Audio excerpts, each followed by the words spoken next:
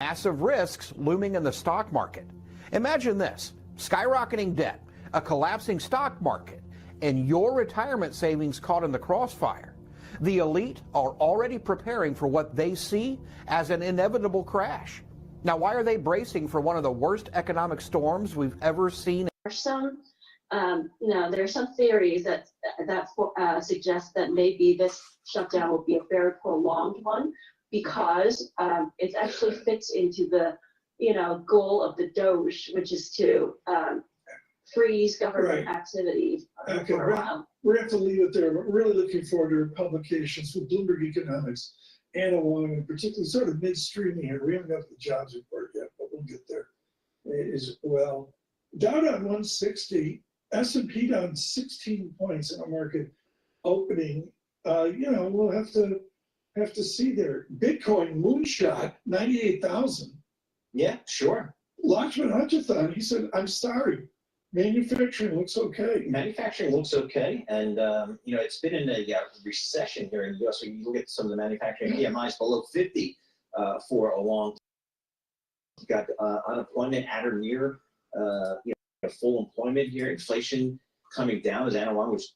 Hello, this is DrPaulCottrell, and we're live streaming on Rumble and on YouTube. So if you want to watch the dashboard of the market, please watch the live stream on YouTube. You can also watch either version of the live streaming on my website, the-studio-reykjavik.com. I have the simulcast opened up for X Spaces. If you have a question, please join X Spaces and just ask for the mic, or if you just want to give me your opinion about the current events that we're covering today, that would be great too. The whole point of this show is for it to be interactive. So thank you for joining. You can also type questions in the chat box, and I'll take a look at them throughout the show. With that said, let's go to Al Jazeera really quick here. See what they're playing.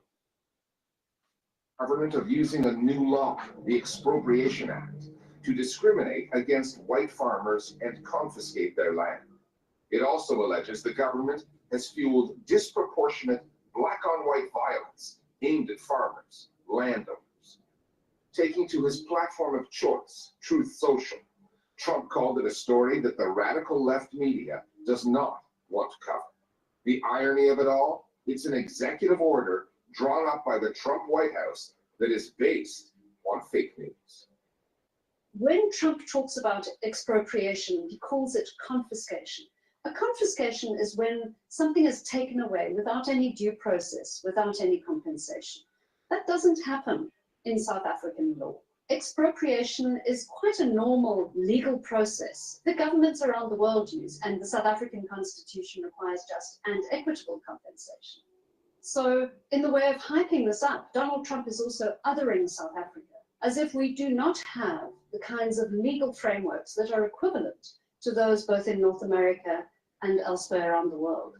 If you look at the data, in 2023, there were 49 murders related to people who work on these farms, right? In total, South Africa had almost 30,000 murders in 2023.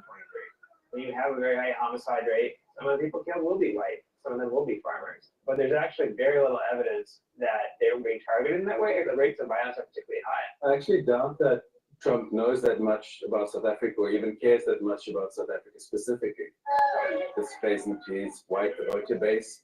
They would probably identify with a mythical white tribe being under threat in Africa under a black government. Geopolitically, it also ties into a rising right-wing populist discourse that draws on fears of blacks, fears of Muslims, fears of immigrants. And this is part of his agenda to punish South Africa for taking Israel to the International Court of Justice, and also part of South Africa's pivoting towards Russia, China, and the BRICS. In its response to the Trump administration's moves, the South African government said it was concerned by what seems to be a campaign of misinformation and propaganda. AfriForum probably played a part in that. An NGO launched in 2000. I was privy to a lecture by a consultant that consults businesses in South Africa. This took place near the end of the year, I think. Yeah, I think it was around in December. It could have been in January, but I think it was in December of 2024. And he was saying that there's a lot of corruption going on with South Africa, and this whole the ICC court system against Israel from South Africa, it was bolstered by money coming from Iran. South Africa is economically hemorrhaging. Not only that, there is a lot of political corruption on top of the racial divide that's taking place in South Africa. All right, so it's a lot more complicated than, Trump's just demonizing South Africa. What about the money that was spent by Iran to South Africa to be another nation to try to convict Netanyahu for war crimes? So South Africa is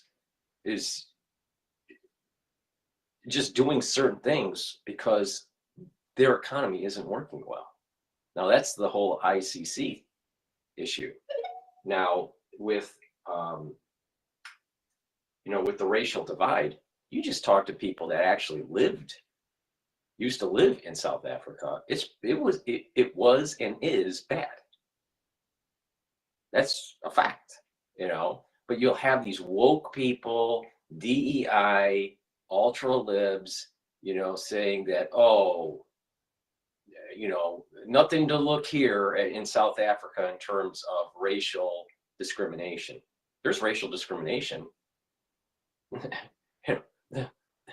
The corruption of the government and the black leaders are taking property away from whites. That's what's happening. So, and people are fleeing, and people have fled decades ago. But South Africa has some serious problems. Now, it's better to talk to someone that actually was from South Africa than for me to pontificate about this. But it's a real issue. But to say that it's some right-wing agenda against the black nation of South Africa, no, it's not. No, it's not. Look at the details of what's really going on. It's property is being taken away, and there is a discrimination that's taking place from a black government on white people. Now, is it justifiable? I'm not going to say yes or no,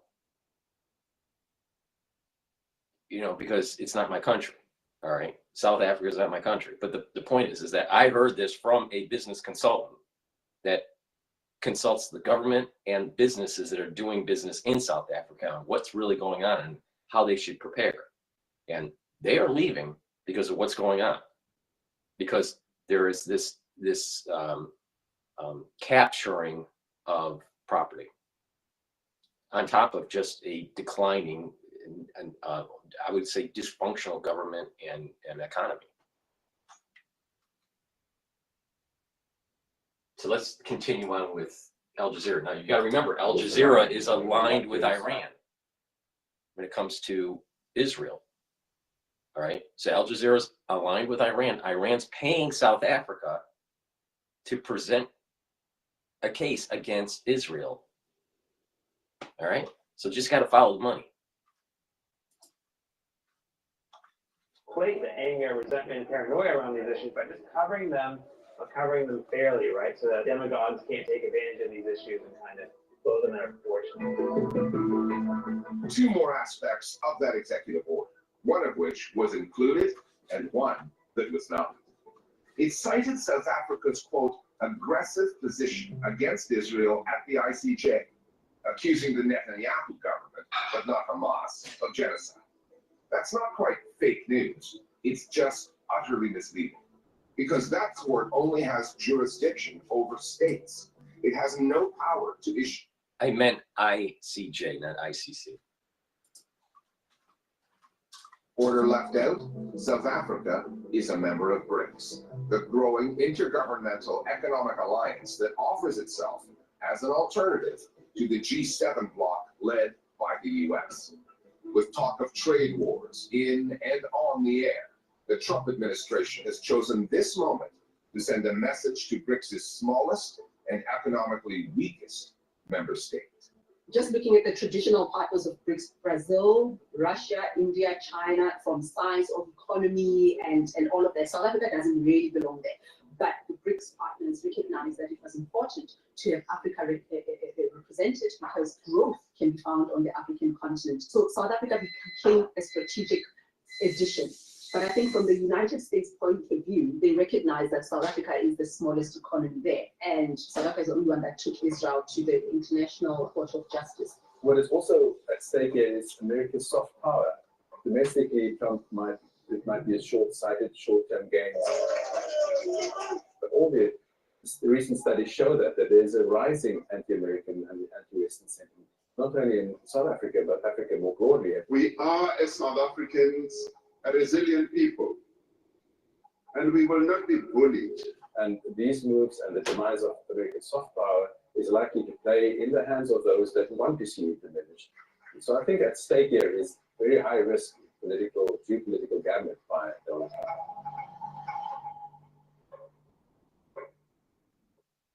Israel's self-described counterinsurgency in the occupied West Bank escalates by the day. One minister in the net. All right, we're going to pivot back to Bloomberg, but please go to my store, the-studio-reykjavik.com. Help support my work by purchasing the products, getting the medical lecture modules that I've built up on pulmonology and immunology for only $50. You learn a lot. You get a lot of PDFs and you get a lot of videos. I have health supplements. If you follow my protocol, you'll improve your health and wellness. And I have lots of different ways for you to watch my content. I have these live streams on Rumble and YouTube. I replay those videos. I have 4 channels on YouTube, Brighteon, Bitchute, and Rumble. Please subscribe to all of them because I do get strikes on YouTube and I have to, shift the content around as I manage through those strikes. So it's really important that you follow me on all 7 channels. You can also watch or listen to my podcasts on Podomatic, Apple Podcast, and on my website, the-studio-reykjavik.com, underneath broadcast radio. So let me talk about a couple products here before we shift to Bloomberg. I've partnered up with Rainbow Herbals and we've developed these deodorants. They're very high quality deodorants and it has a dual purpose. They help to detoxify your body. It's for males and females and you use it as a deodorant too. Use it every day. You can get it in peppermint, lavender, and tea tree or in citrus. This is very high quality deodorant and it's made from essential oils from the Himalayas. The ingredients are all natural. There's no aluminum, there's no baking soda. It's healthy for you. So please go to my store, the-studio-reykjavik.com, and get these high quality deodorants, help support my work, help support Rainbow Herbals, and improve your health. It's a win-win strategy. See, if you support my work, you get informed about what's going on and how to improve your health. So, and how to manage the financial markets. So please help support my work. Make sure you subscribe. Ask your social media to follow me. I really do need your help because YouTube censorship, they're bleeding the subscribers every time I post. So, and it stops bleeding when I stop posting. So, but I'm not going to stop because that's the way I was born. I only go forward. I never retreat. Please go to my store, the-studio-reykjavik.com. Use discount 5 and you get $5 off. Another great product that I have on my store that you should be taking every day is the multivitamin. This multivitamin is easy to digest. And with taking multivitamins and minerals, you're getting the cofactors that you need for enzymatic activity. Your enzymes have docking stations that help to change the conformation of the enzyme. and it needs those cofactors to get the shape correctly to be able to do its proper function in the cell.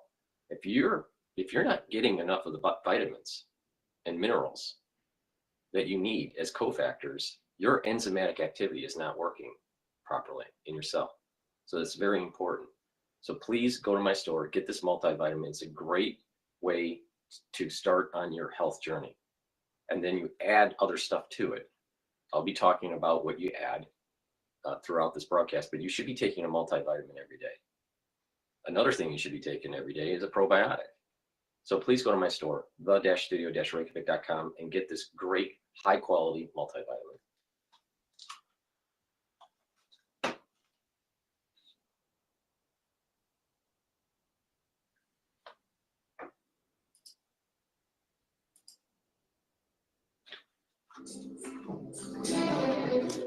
Do you realize I'm the only one in Midtown Manhattan who's old enough to remember that? Shirley Bassey was a singer, by the way. I hate when they play the music because it hits a copyright strike.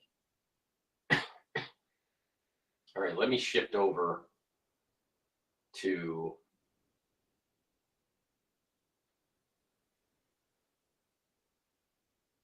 this is CBS 19 Texas about Zelensky. By the 9:10 your morning headlines, new overnight, Hamas has returned the bodies of 4 Israeli hostages who the group took during the October 7th attack on Israel. They were handed over to the Red Cross. Among those returned included Shir Babas and her 2 children, Ariel and Kiefer, who were just 9 months old at the time and was the youngest hostage. Hamas claims they were killed in Israeli airstrikes. A top Hamas official says they will also free 6 living Israeli hostages on Saturday. President Trump continues to take aim at Ukrainian President Volodymyr Zelensky after accusing him of being a dictator. Speaking at an investment conference yesterday, the president accused Zelensky of mismanaging U.S. aid to Ukraine amid the country's ongoing war with Russia. The comments come after the Ukrainian president said Trump is living in a disinformation space. And with tax filing season already underway, CBS News has learned that more than 6,000 IRS workers are expected to be terminated by the end of the week. About 3,500 of them are said to be probationary hires who, quote, were not deemed as critical to tax filing season. Defense Secretary Pete Hegseth wants to cut 8% from the defense budget. And Delta Airlines says it is offering $30,000 to passengers in this week's crash at Toronto Airport. All 76 passengers and 4 crew members on board survived. Delta says at least 21 people were injured when the regional jet crash landed and then flipped upside down. A Delta spokesperson says this gesture has no strings attached and does not affect rights. Those are how big changes are coming to downtown Tyler. We're not just talking about the. Let's switch to Cash Jordan. He's always interesting. All right, but before we do Thank that, you to Morgan and Morgan. Before we go to Cash Jordan, this is gang robs entire New York City subway train, the entire. All right, please go to my store, the-studio-reykjavik.com, and get the structural nano silver soaps that I have. I have 4 different varieties. I have 2 that have the new packaging, lavender and peppermint. Both are structural nano silver, high quality soaps. Get a couple bars for your household and help support my work. Make sure you use discount 5 and you get $5 off any order. I also have it in lemongrass and in charcoal tea tree in the older labeling. So for packaging, please go to my store, the-studio-reykjavik.com. Get these great high quality soaps. They don't have the crazy chemicals in it that you would get from the other stores. It's high quality. You're supporting my work and you're supporting your health. It's something that I use every day too. So please go to my store, the-studio-reykjavik.com, and get structural nano silver soaps. So the market did open up. The S&P 500 is at 6,106. The VIX index is at 15.87. The Euro USD is trading at 1.04. Oil is trading at $72.57 a barrel. Bitcoin ETF long is trading at 22.54. And the USD Japanese yen is trading at 149.83. Now remember what I said, as the yen relative to the USD starts to strengthen, that's a system stress indicator in the international markets.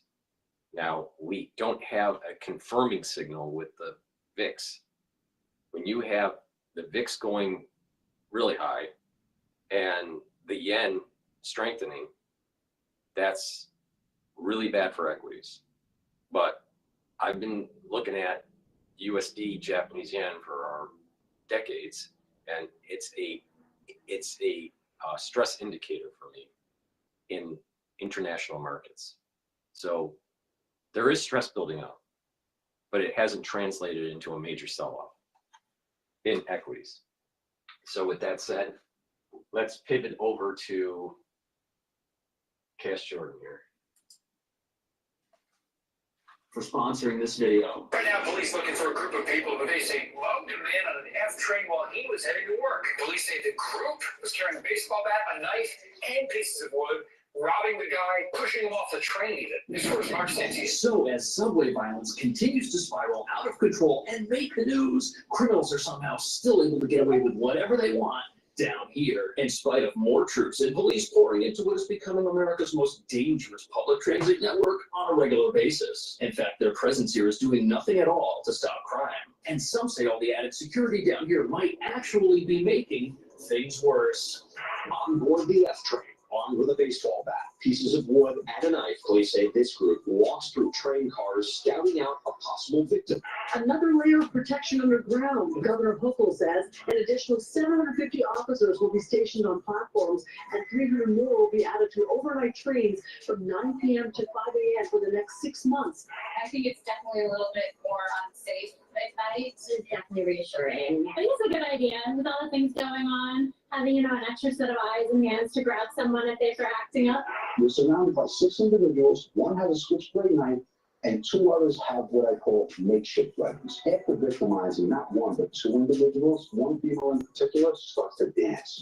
This is a true surge. Governor Kathy Hochul launched this initiative in response to a prevailing sense amongst New Yorkers who simply feel it is not safe to ride the subways right now. The governor says trends show crimes in the subway system will likely occur overnight, and adding a police presence will help track where they're committed.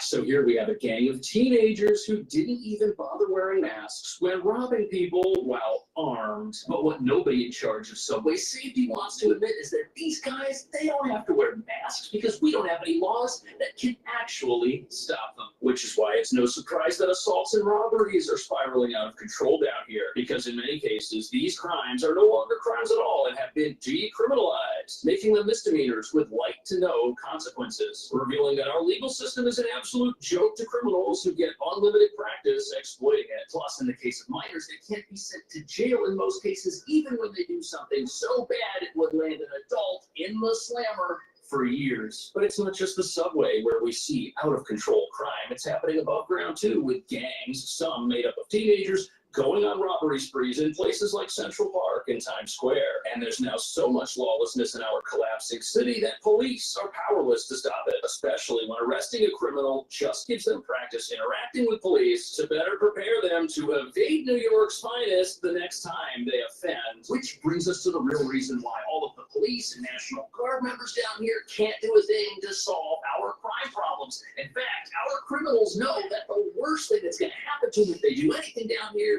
is the cops will just waste their time while they get arrested and then set free, emboldening and training budding thugs until they become hardened crooks with plenty of practice preying upon the law-abiding. Which is why now we've got brazen gangs rampaging through subway cars with weapons. All of it caught on the security cameras our progressive leaders told us were put here to protect us without arresting anybody. When, as you're about to see, all those cameras can do is record terrible things that don't seem to happen anywhere else in America.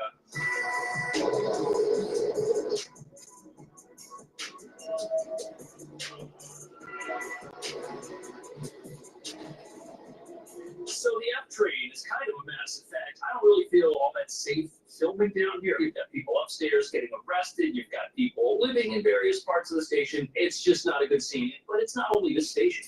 Many. You all right, man?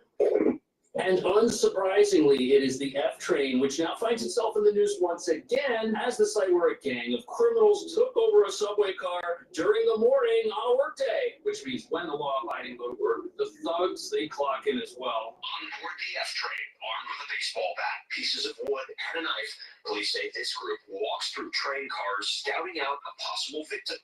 As the southbound F train approached the 18th Avenue station, the group focused their attention on a rider. So this happened in the middle of January, just a couple of weeks after more police and National Guard troops were sent into the subway to stop this kind of thing from happening. They don't seem to understand that packing the subway with police won't scare away criminals who know the police can't touch them. Well, they can, and they do, but those criminals are only off the streets for a few minutes in the back of a police car before being released, if they even get arrested. And that's in the case of adults. We haven't even gotten to how lax our laws are on minors yet. And look at this, we got armed individuals like this guy who had 87 prior arrests before he was arrested for the 88th time. And let's be real, any system that's gonna release somebody 87 times has no hope of ever stemming the tide of lawlessness. In fact, a system that releases criminals instead of locking them up when they hurt others might actually just embolden them, because the only thing it teaches the bad guys is that there aren't any consequences when they do things that should get folks in trouble and used to before we decriminalize them. Plus, it just makes criminals better at interacting with law enforcement. Think about it. If you get arrested dozens of times,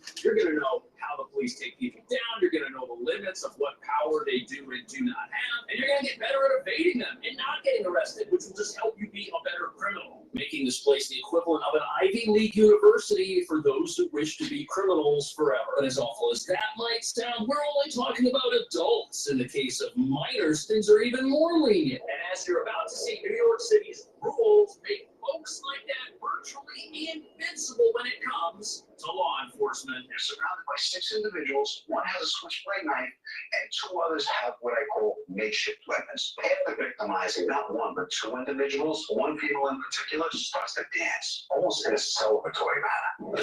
Yeah, that was an end zone touchdown celebration right there. These criminals, they don't fear anything. But what's crazy is that New York City actually got a warning that this type of crime was about to go through the roof last summer, and none of our leaders were paying attention, apparently. And we got that warning after a baby-faced gang was committing a whole bunch of crimes in Times Square and getting away with it. Apparently, the gang is made up of mostly teenagers. They're in this Trende Aragua group, and they live in one of the city's shelters for asylum seekers. And this story revealed that these folks were committing crime all over Midtown Manhattan, including in Central Park. Yet even after getting arrested, they were allowed to go back to their city-funded shelter, because that's how our laws work. When somebody who's under 18 gets busted, they get released back into the custody of whoever their guardian is. And now, go figure, there is more gang activity in our rotting, falling apart, dangerous subway. And if someone does call the police and get these guys arrested, they're probably just going to get released. If police can even find them. Right now, they don't have any leads, but they do have their pictures. These crystal clear images are one of the keys to solving this case. The cameras, Investigatively, it's our best tool. Where we're seeing crime after crime after crime being solved. Why? Right This now, is exactly the point that I've been making. When you lose affinity to God, country, and family, you start devolving with ethics, and you start losing just a sense of morality, a care for life. It's getting bad in New York, really. You know, but the question is can New York push back and you know, clean up the mess? I don't know. It definitely feels like we're going back to pre-Giuliani days. But you got Democrats. You got the Democrats that are supporting this bullshit, saying that these illegal immigrants should have all these rights and all this crap. No, they shouldn't. They shouldn't. Not all illegal immigrants are causing this problem. That's for sure. But they're here illegally, for one. But these gangs in New York are illegal immigrant gangs and blacks. All right? That's what's happening in New York. That's a fact. And because the DA is soft on crime and they're all woke and they're pushing this Democrat agenda to demonize Daniel Penny type citizens, trying to make the subway system safe, but they'll let off the real criminals, these gang members and these people that are literally threatening the lives of individuals on the train. I mean, literally threatening the lives of individuals on the train. That's not hyperbole. That's really what's going on every day in New York. Every day. And you only hear what's being published, on the news. There's lots that are not being published on the news that's happening. It's not 1 or 2 incidents a day. It's 5, 10, 15 incidences a day. One camera in every train car, in every train in the city. The NTA. So police have their faces, which must mean that some of the $5.8 billion in funding the NYPD gets is now being spent on AI programs, combing through high school yearbooks to try and figure out who they are. Yet nobody in law enforcement or in city leadership can reassure riders that this sort of thing will not happen again, especially since no arrests have been made. And even if people do get arrested, what hope does our city have of getting them off the streets? This gang affiliated with Tren de Aragua, police know they've got weapons and they know that they live in our shelters, yet nothing can be done to stop them. They're invincible, and that invincibility surely isn't going to help riders feel safe. In the subway system, our leaders are doing everything they can to convince us to use on a regular basis. And what you have in the subways today is a system that is full of rampant disorder and unstoppable crime. And see if you can pick out the... And it's also really rampant around Bryant Park. The Bryant Park subway station, there's a lot of this happening. The police chief's voice when he describes the best option the NYPD has for stopping these criminals, which he probably knows deep down isn't going to work. Now, with officers placed on overnight trains, the assistant chief says if this group tries walking a train to find a victim with this new police surge in place, There's going to be a cop on every train. Now imagine that. When they're going train car to train car, they're going to see those cops. They're going to be displaced out of their comfort zone and go somewhere else. in the Kensington section. What a tough position to be in, to have to go out and talk to the news and tell them that your best chance to stop the criminals is to scare them away so that they bring their crime to some other part of town that just hasn't made the news yet. Sadly, that's the reality of policing crime in a progressive city. And we've got plenty of proof that scaring away criminals is not an effective strategy. It's been almost a year since the National Guard was deployed into the subways, and we've still got crime. And they were supposed to scare away all the criminals a year ago, which obviously did not work. And now there are even more security personnel in the subway than at any time prior to 9/11, proving that our law enforcement system here is totally broken. We're protecting criminals instead of punishing them. And for some reason, we're surprised that crime here keeps going up. Most people don't know this, but when you're seriously hurt, that injury could be worth millions of dollars. And when you're in an accident, it's important that you know how to protect your rights, which is why you need to know about today's video sponsor, Morgan. And All right, so Cash Jordan is now starting to advertise on his show because he's reached a certain level of subscribers. Please go to my store, the-studio-reykjavik.com, and get the products that I take, all right? If you follow my protocol, you're going to actually improve your health, all right? I'm not pushing VPNs and some bullshit coin that's, gold plated, right? I'm telling you how to improve your health based on decades of experience that I have on the subject matter, all right? I started on a journey when I was 16 years old to make sure that I was as healthy as I could be. It all started when I was at Borders.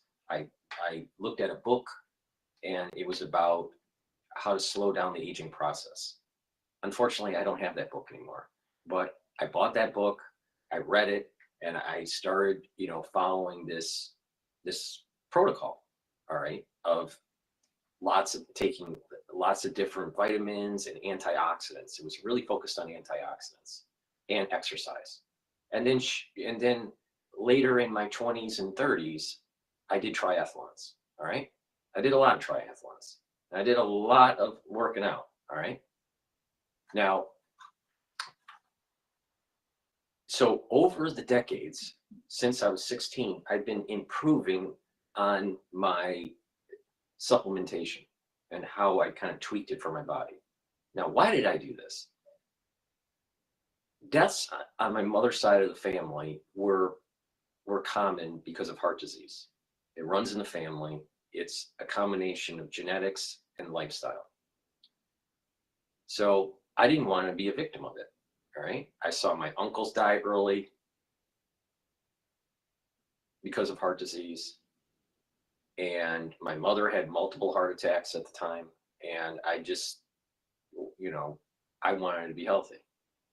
Now, fast forward to 2010, my younger brother died from heart disease because of the disposition, the genetic predisposition of it, and lifestyle. So I'm telling you from experience on how to improve your health. All right. You're not going to get this from a celebrity doc like Dr. Drew or Dr. Wizard of Oz or whoever. I'm the most comprehensive on this subject matter. All right. But you got to listen to me because the protocol works. And these are the things that I take every day. Now, I know that not everybody can take everything I take because they can't afford it. I get that. That's why I've created all these different anti-aging boxes and longevity boxes, and I tell you how to stack. I give you discounts to get the great products that I offer that I take personally to improve your health. All right. Now, it's obvious it works because you've been watching me for more than 5 years. All right. I'm not aging. Now, you compare it to some of these celebrity docs. Look at Dr. Drew 5 years ago. Look at Wizard of Oz 5 years ago. Look at some of these other celebrity docs 5 years ago and compare them today. They're aging. All right. So please go to my store, the-studio-reykjavik.com, and follow my advice on how to stack. These are items that I take. All right. It starts with a 4-pillar core protocol. All right. Max 35 for the first pillar to improve your immune system, especially your innate immune system. C60 to soak up free radicals. Turmeric, ashwagandha, and lignans to bring down chronic inflammation, to boost up your immune system. And Boomer Boost to boost up your energy levels and your metabolism. When you do that, you're going to get super healthy. But you should add stuff to it as I go through this transmission. Not everybody can afford everything. I get that. But if you mix and match on how I tell you to, you're going to get maximum stacking benefits. It's about stacking. If someone says, go take just nattokinase, wrong. Go take just D3, wrong. If someone says, just do yoga, wrong. If someone says, just, be a vegetarian, wrong again.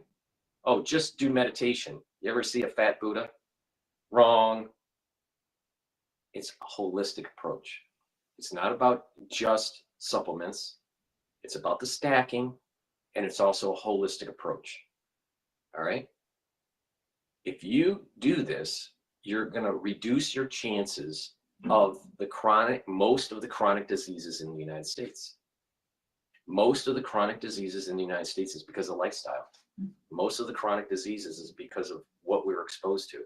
If you reduce that exposure and change your lifestyle and do the proper stacking and this holistic approach, proper diet, proper exercise, stretching, learning, mindfulness, spirituality, when you look at it from a holistic point of view, you're going to heal. This works. It's way better to do this and invest in your body now than to have to pay pharmacopoeia when you have high cholesterol and you got to take a statin. or you have problems with your heart and you got to take a beta blocker, or you're having problems with anxiety and you have to take SSRIs. You really want to go down that road? Because I don't recommend it. So please go to my store, pay attention to the way I'm stacking, but it's a holistic approach. It's not just about the supplementation. It's about proper diet and exercise. And it's about mindfulness and stretching and balancing exercises, not just weightlifting. If you just weightlift, most likely you're going to increase your blood pressure. But if you're doing just cardio, you're probably overworking your joints. You know, so it's a balanced approach, all right? So one set of products that are really good to have at your house, in your home, and at work are the lozenges, the structural nanosilver lozenges. I have the lozenges in Manuka honey and also in elderberry zinc. Get a couple bags of these lozenges. You get 21 lozenges in each bag. The lozenges are larger than the drops. Get a couple bags for your household and for work, because the moment you have that irritation because of the cold season or allergy season, you want to mitigate that irritation right away. It's very important because you don't want to start the cascade of it getting worse. All right. I have 3 types of drops. You get 100 drops in each bag. They're in a new packaging, but it's the same high quality drops that I was selling before. It's just a new packaging. Cherry flavor. You can get it also in honey and lemon and in blueberry. And again, you get it in 100 count. Get a few bags for your household and for work. You never know when you need it, because when you do need it, you need to mitigate that irritation right away. Right away, right? A lot of people don't understand that if you're chronically having allergies, or you have a cold or whatever, even if it's mild, a mild cold, 5 days, it takes 2 to 3 weeks for your system to fully heal. Even though you feel great, you feel better, because there's damage to certain tissues and certain cells, especially if you get it into your lungs and you're coughing. It takes time for it to remodel, to heal your body. So if you get sick 3 times a year, and it's taking, so you're sick for 1 week, and it takes 2 to 3 weeks to fully heal, and you're getting sick 3 times a year, a quarter of the year, you're either sick or healing. So you're not 100%. And now you understand why chronic sickness leads to faster aging. So you want to mitigate the irritant right away. All right? It's common sense. But these celebrity docs don't tell you common sense. These celebrity docs only want to push a product. But I'm telling you how to actually literally slow down the aging process and boost up your immune system. And it's because of decades of experience on the subject matter that I have. All right. So please go to my store, get the drops, get the lozenges, get a few bags for your household and for work. And guess what? When you need them, use them. That's the whole point. But they also taste great too. And because it has the structural nanosilver, it's also going to help with your oral hygiene. All right, let's continue on with Cash Jordan. America's largest personal injury law firm, who the past few months has seen verdicts of $12 million law firm because they win a lot. Plus, it's completely free to work with them and see if you've got a case. It just takes minutes. Online. Step 2, Morgan & Morgan's experts and fight to get you the best results possible. You work with them, and they only get paid if you win. I just wish Cash Jordan didn't go down this road. So the last thing you want to do to try and stop criminal behavior is to protect it, which only encourages it. You'd think that New York City would have figured this out by now, but for some reason, our leaders haven't. Maybe they don't take the subway. Maybe they're perfectly okay with allowing a mental health crisis to permanently exist down here. Or maybe they don't think that any of this is an actual problem that would lead people to think and feel like the subway is unsafe. And think about it. If you're going to allow people to just suffer in silence are going to think that nobody cares about what happens down here, and that's what the criminals think. They can tell nobody's watching out for what goes on down here, even with all the cameras that are supposed to keep people safe. In a random attack in Lower Manhattan, the NYPD released this surveillance video of the person for whom they are looking. Please take a look. It happened yesterday inside the Cortlandt Street subway station. So here we have a masked individual carrying a large object, and he randomly uses it to attack a total stranger for no reason. Now ask yourself something. If people feared the consequences of their actions or thought there were consequences, would they act that way? Probably not. Also ask yourself, these super expensive MTA Help Point funds, are these actually making a difference? It doesn't look like it because they're on the platforms. These were the first progressive solutions to crime after we defunded our police and didn't have enough of them to keep people safe down here. And that's the key element to all of this. The maniacs lashing out at others for no reason. They don't think anything's going to happen to them. And it probably won't, because cameras can only do so much if the person they record is totally covered up. And if there weren't any police around to stop what happened in the first place. And the worst part about all of this is that I spoke to somebody who works down here in the subway, and they were telling me that when the police see someone commit crime, if that crime is brought to their attention, most of the time they say, hey, it's not worth pursuing because we know we're going to arrest that person, we're going to spend hours filling out reports, and we're still going to be filling out the reports after this person is released back out onto the streets. And a few minutes earlier, when the police wrote that one guy a fare evasion ticket, that was written in a station that has multiple people living in it, not getting any help from the city, revealing that the limited number of police we have and resources that we have aren't going far enough to make this place any safer or to help those who need it. But the city's actually got a new $77 million plan to put more police down here to try and scare away the criminals once and for all. Rose Neal likes what she's seeing. 2 New York City police officers just stepped on board her L train. The NYPD is redeploying hundreds of police officers underground. The goal, to post 2 officers on every overnight subway train. 60 officers were assigned to 30 trains in phase 1. So instead of working towards getting new laws on the books that would permanently remove criminals from our streets, we're just going to spend more money on police to arrest the criminals that we know are down here faster and waste more of their time during the arrest and release process, which will hopefully force the criminals to go and look for other parts of town that are less well policed to commit crime. That way our leaders can say the subway is safe. However, the scary thing about this is that our police, they aren't likely to intervene in any situation except the most egregious. First of all, they aren't mental health experts who could treat or remove somebody who might be suffering from something. Also, with so much crime and so few police actually patrolling our stations, they're going to have to pick and choose which crimes they go after and which crimes they let go. They're going to have to ask themselves, is it worth leaving this entire place open while we go after this one thing? Because if we go over here, there's a big opportunity for criminals in the rest of this massive station. You know, in just a matter of 4 hours, the NYPD is going to send more platoons of officers down into the transit system. It is an unprecedented deployment. I mean, think about it. All right, that's ABC 7 New York, all right? And they're using terms like platoon of officers. I mean, it's like a war, you know, a war zone in New York City.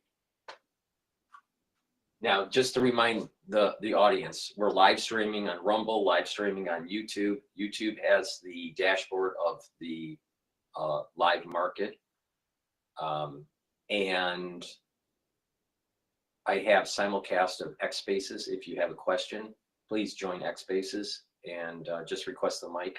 Or if you want to just give me your opinion about the news that's going on lately, that's fine too. It's an interactive show, so please join X Spaces if you have a question. But be careful because of the censorship on YouTube. You got to be careful in the way you phrase certain things.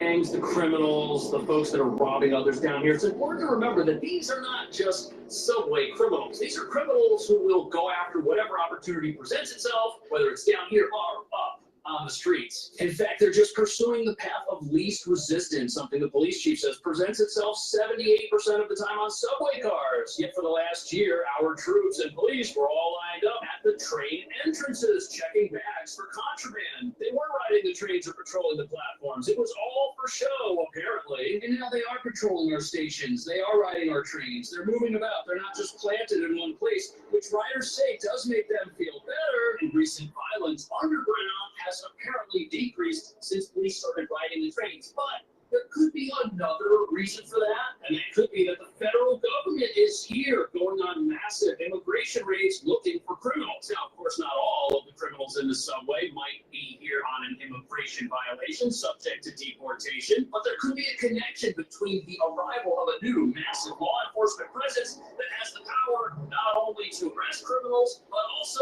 to finally bring consequences into the equation for bad behavior. And now criminals are on edge, fearing crackdowns, behaving themselves so that they don't get stopped by ICE agents and have their parole status revoked, which could lead to them being removed from the country. Do you think that is what the New York City subway needs? Not just the presence of law enforcement officers, but the presence of officers who can actually take people, get them off the streets, and make the city a safer place. Instead of just rearranging the deck chairs on the Titanic, so to speak, having our criminals go from here to wherever the police aren't. Let me know. Thank you so much for watching.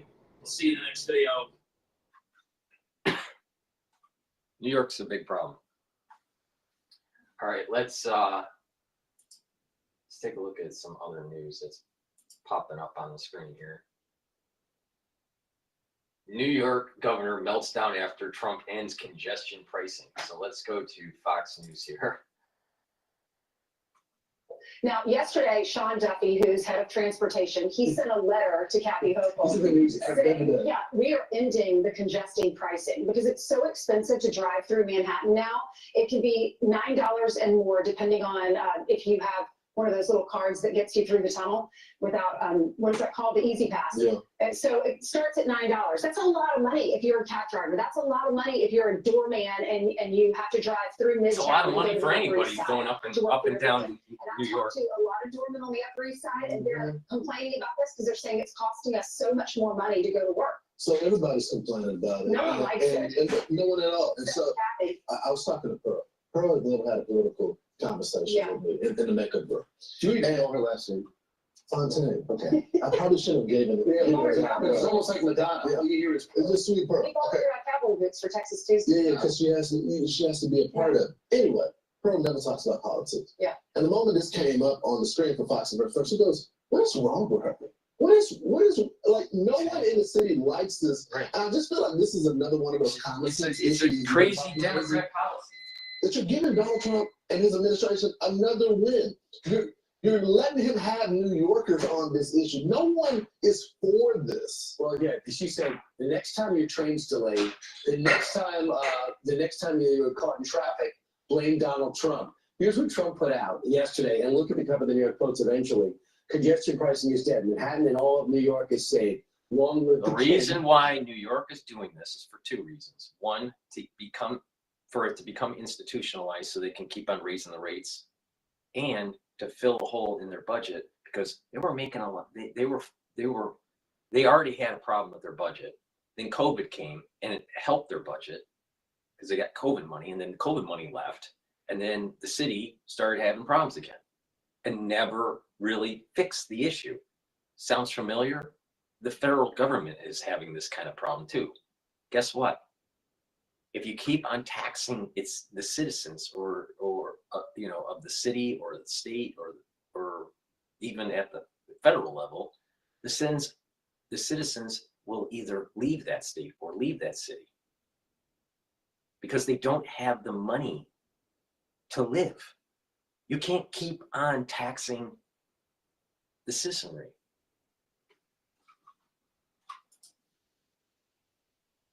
Picture of Time magazine. And you know what loves it? Governor of New Jersey. He said, I've been trying to say, right. He's like, thank you, Donald Trump. But listen to Governor Hochul, who symbolically walked through the subway dial. It's terrible. Yeah. So watch this. President Donald Trump tweeted, "Long live the king." I'm here to say New York hasn't labored under a king in over 250 years. We are not. I'm sure it's You know, let's look at the history of this, all right? And this is a problem with Harvard also. New York and Harvard has the same problem. When the revolution started, New York was on the side of the king, not with the revolutionaries at first. Same thing. Harvard aligned themselves with the king in the early days of the revolution. And it took time to chip away at that support. And eventually, New York fell in line. But there were people that were living in New York City that were for the king and for the revolution. You know, it was a divided society. So don't necessarily trust, you know, this revolutionary ethos that many other states have that New York doesn't have. Because New York was always looking at where's the money flow? Where is the power? And they aligned to that, even if it was to the monarchy of the King of England. Right? That's the history of New York. And oh, by the way, we're approaching, I believe, the 400th year anniversary of New York. So, Governor Hochul, you need to take some history lessons. We're not going to start now. We stood up to a king, and we won then. And No. You had the founding fathers in other states trying to protect the siege on New York. They were trying to protect New York, and there was the city was fractured. There were people that were for the monarchy. There were people for George Washington and the Continental Congress. Not only that, forget about what happened during the Revolution. Look at what was going on during slavery. New York wanted slavery. Why? Because it was a port of entry and they were selling insurance. But she's going to tell you that New York was the one that stopped the king. No, it was New Jersey, actually. in case you don't know, New Yorkers, we're in a fight. We do not back down. Not now, not ever. Really? Whoa. Really, Hochul? Your administration and the DA in New York City is telling people you can't protect yourself on the MTA like Daniel Penny did. And if you do, you're going to be held accountable because they don't want vigilante justice. They don't want people to protect their own livelihood and their life and their family. They want you to back down on the MTA. While you have people defecating on the MTA, you have people being set on fire on the MTA, you have people, being robbed on the MTA. You have people that are doing things they shouldn't be doing on the MTA and hurting people. But they don't want you to fight back. But she said, we're not going to step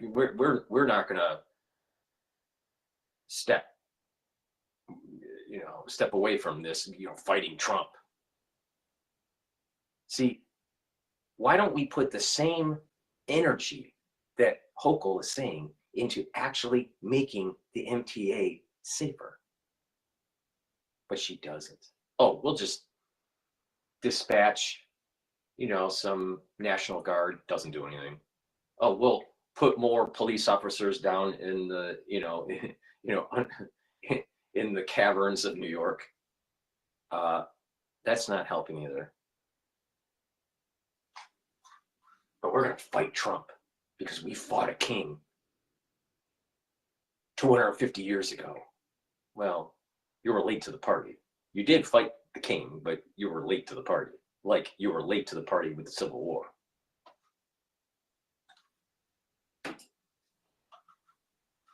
She more. went on to say this message to us who live and work in New York.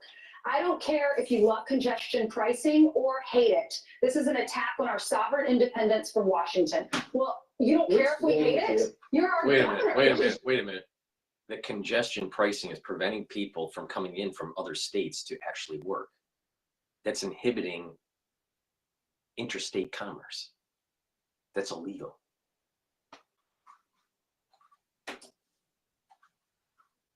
Talking, in case you don't know, he's a New Yorker, okay? He's a New Yorker, and he just won part of your state. And so you would think that you want to reverse some of your decision-making in there if you're already losing some ground to Donald Trump in a heavily liberal place. I told y'all, I'm seeing people with MAGA hats in my gym. That never happened before. He's fighting for New York now. It's insane. One person You know who what's says, happening? "No." What's happening in society is that the MAGA movement is uncloaking. I think there was a big MAGA movement in 2020. It just didn't. It was hidden. They were, it was almost like a speakeasy kind of situation. But now it's not a speakeasy situation anymore. They're uncloaked, and rightfully so. But the thing is, Hochul is 100% wrong on this one, but she's 100% wrong on most things. He doesn't care anyway. Exactly. So here's the problem of why it's a national issue. If congestion pricing works in New York, it's coming to a city. 100%. Because they have another way to get revenue. What they did is, with these easy passes, we no longer realize what the tolls are. I go get hit by $9 to get into a tunnel. And I'll go across the city, another $9. Then if I have to park, because I drove, I'm paying $70 a day, right? So all of a sudden, why am I going to the city? And the people of New Jersey, you know what she said? Well, you have a choice. You don't have to work here. You idiot. You want people to work here. You want people to come in and go to lunch and pay taxes. By the way, we're still paying city taxes. You two live here. I don't. But I'm still paying. So that's right, because for employment as well. It comes right out. Absolutely. I just find it very elitist as well, telling people that they got to get on the subway when it's so dangerous on the subway. We watched a guy set a lady on fire and sit on a bitch and just watch her burn, and people were passing by, didn't try to put it out. I mean, who wants to go on the subway for that? I just think it's wrong. Yep, he's right. He's absolutely right. Please go to my store, the-studio-reykjavik.com. Get the structural nano silver soap, or not soap, toothpaste. It's been a long day, and I just started. It's only been 1 hour. I had a long show yesterday for episode 12, talking about the messianic aspects of Elon Musk, which was a very good show. But let me repeat this. Please go to my store, the-studio-reykjavik.com, and get the structural nano silver toothpaste. This has no fluoride in it. It will whiten your teeth, freshen your breath, help with your gum line health, reduce inflammation at your gum line. And with good oral hygiene, you're going to reduce cardiovascular disease and valvular disease. A lot of people, especially when they get older, they start to get stenosis with their valves. They get inflammation on the valve, and eventually there's a calcium depositing that takes place, and it stiffens the valve, and that's bad. And sometimes they need a valve replacement. So please, oral hygiene is really important for cardiovascular and valvular health. Your heart needs good oral hygiene. Now, a lot of people don't know that, all right? But if you have bacteria that gets in your bloodstream because of a bad gum line and irritation and bleeding gums, if you have bleeding gums and you get that bacteria, or you get little pieces of plaque coming in, you may get an occlusion. You get irritation in your vascular system. Irritation is the starting cascade for building plaque. So you don't want that. You don't want occlusions. You don't want plaque buildup, and you don't want to irritate and cause inflammation on your valves, because you're going to get a stenosis or a weakening of the valve, and you may have some sort of regurgitation or some sort of prolapse that takes place. You don't want that. And those are major problems when you get older. So please go to my store, the-studio-reykjavik.com. Get this structural nano silver toothpaste. And by the way, also get the structural nano silver soaps that I talked about earlier. Now, lastly, make sure you get a good probiotic. I have 2 great probiotics. You can get a veggie cap version or the powdered version. I prefer taking the powdered version because I take all these different powders, I mix it with my hummus for my lunch, and it just works better for me. But other people prefer the veggie cap. Both are high quality, bring down inflammation in your gut, populate your gut with a good bacteria, improve your gut biome. That will also improve your immune system and reduce the chances of leaky gut syndrome.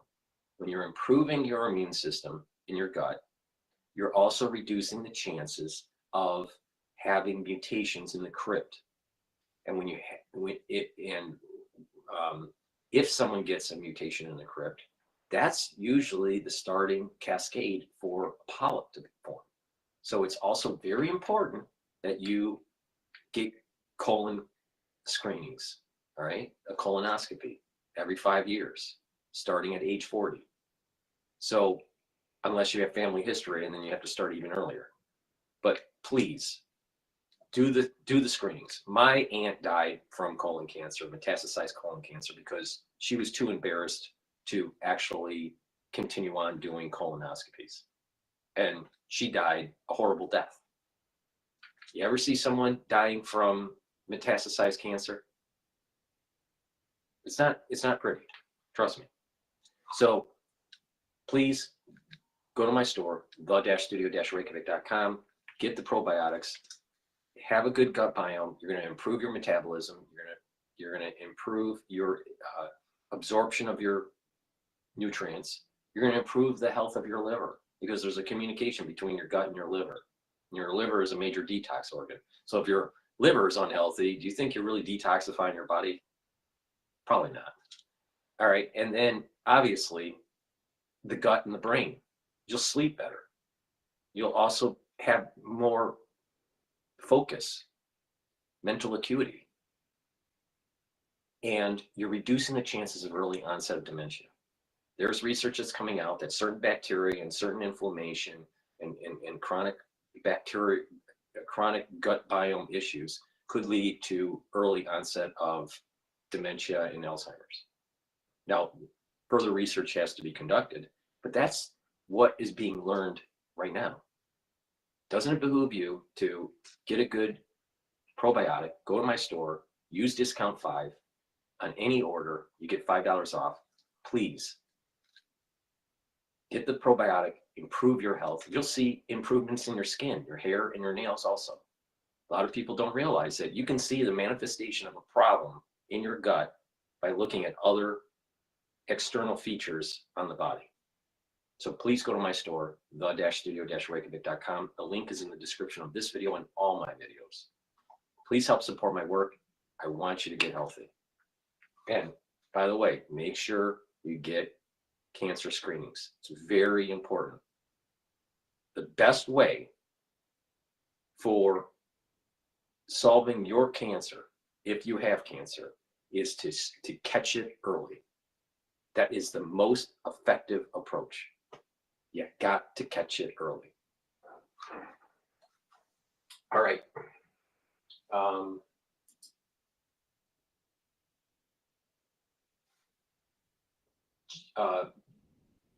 Vice President Vance is discussing President Trump's first month at CPAC. Let's just drop into that right now.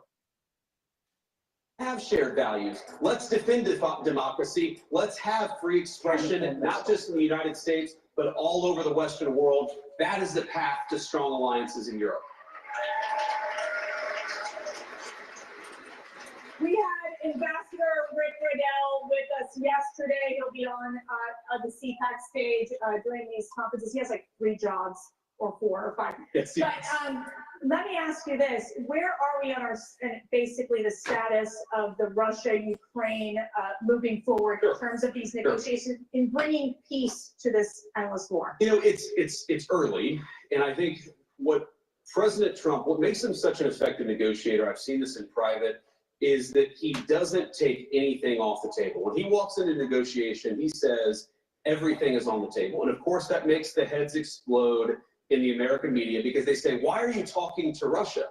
Well, how are you going to end the war unless you're talking to Russia? You've got to talk to everybody involved in the fighting if you actually want to bring the conflict to a close. And I know the president does. But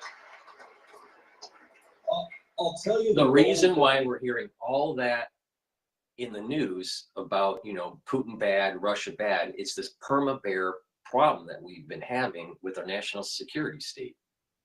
They have never readjusted their mindset since the Cold War. And when the Berlin Wall fell, they continued thinking the Cold War. And they became hubris because of all the smart bomb technology that we developed in the 80s and the 90s. And because of that hubrisness, NATO has expanded and it's gotten to the point where Russia is concerned. So why don't you just dial it back a little bit and have a buffer zone, AKA Ukraine, so we don't have World War III? No. All the intelligentsia in the Bosch, the Boston, Washington corridor, that intelligentsia is going to tell you, no, we got to take out Russia. We got to take it out, blah, blah, blah, blah, blah, blah, blah. It's all Cold War bullshit.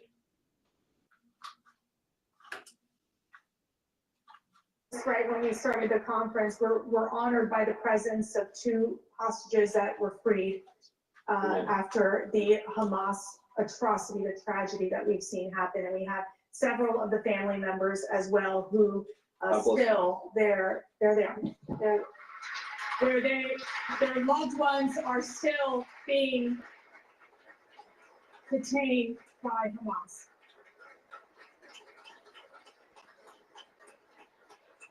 What is your message to these hostage families, these survivors? Our message is that President Trump loves you. He hasn't forgotten your loved ones, and he's going to fight every single day to bring them home. That is exactly what he's been doing, and that's what he'll keep on doing.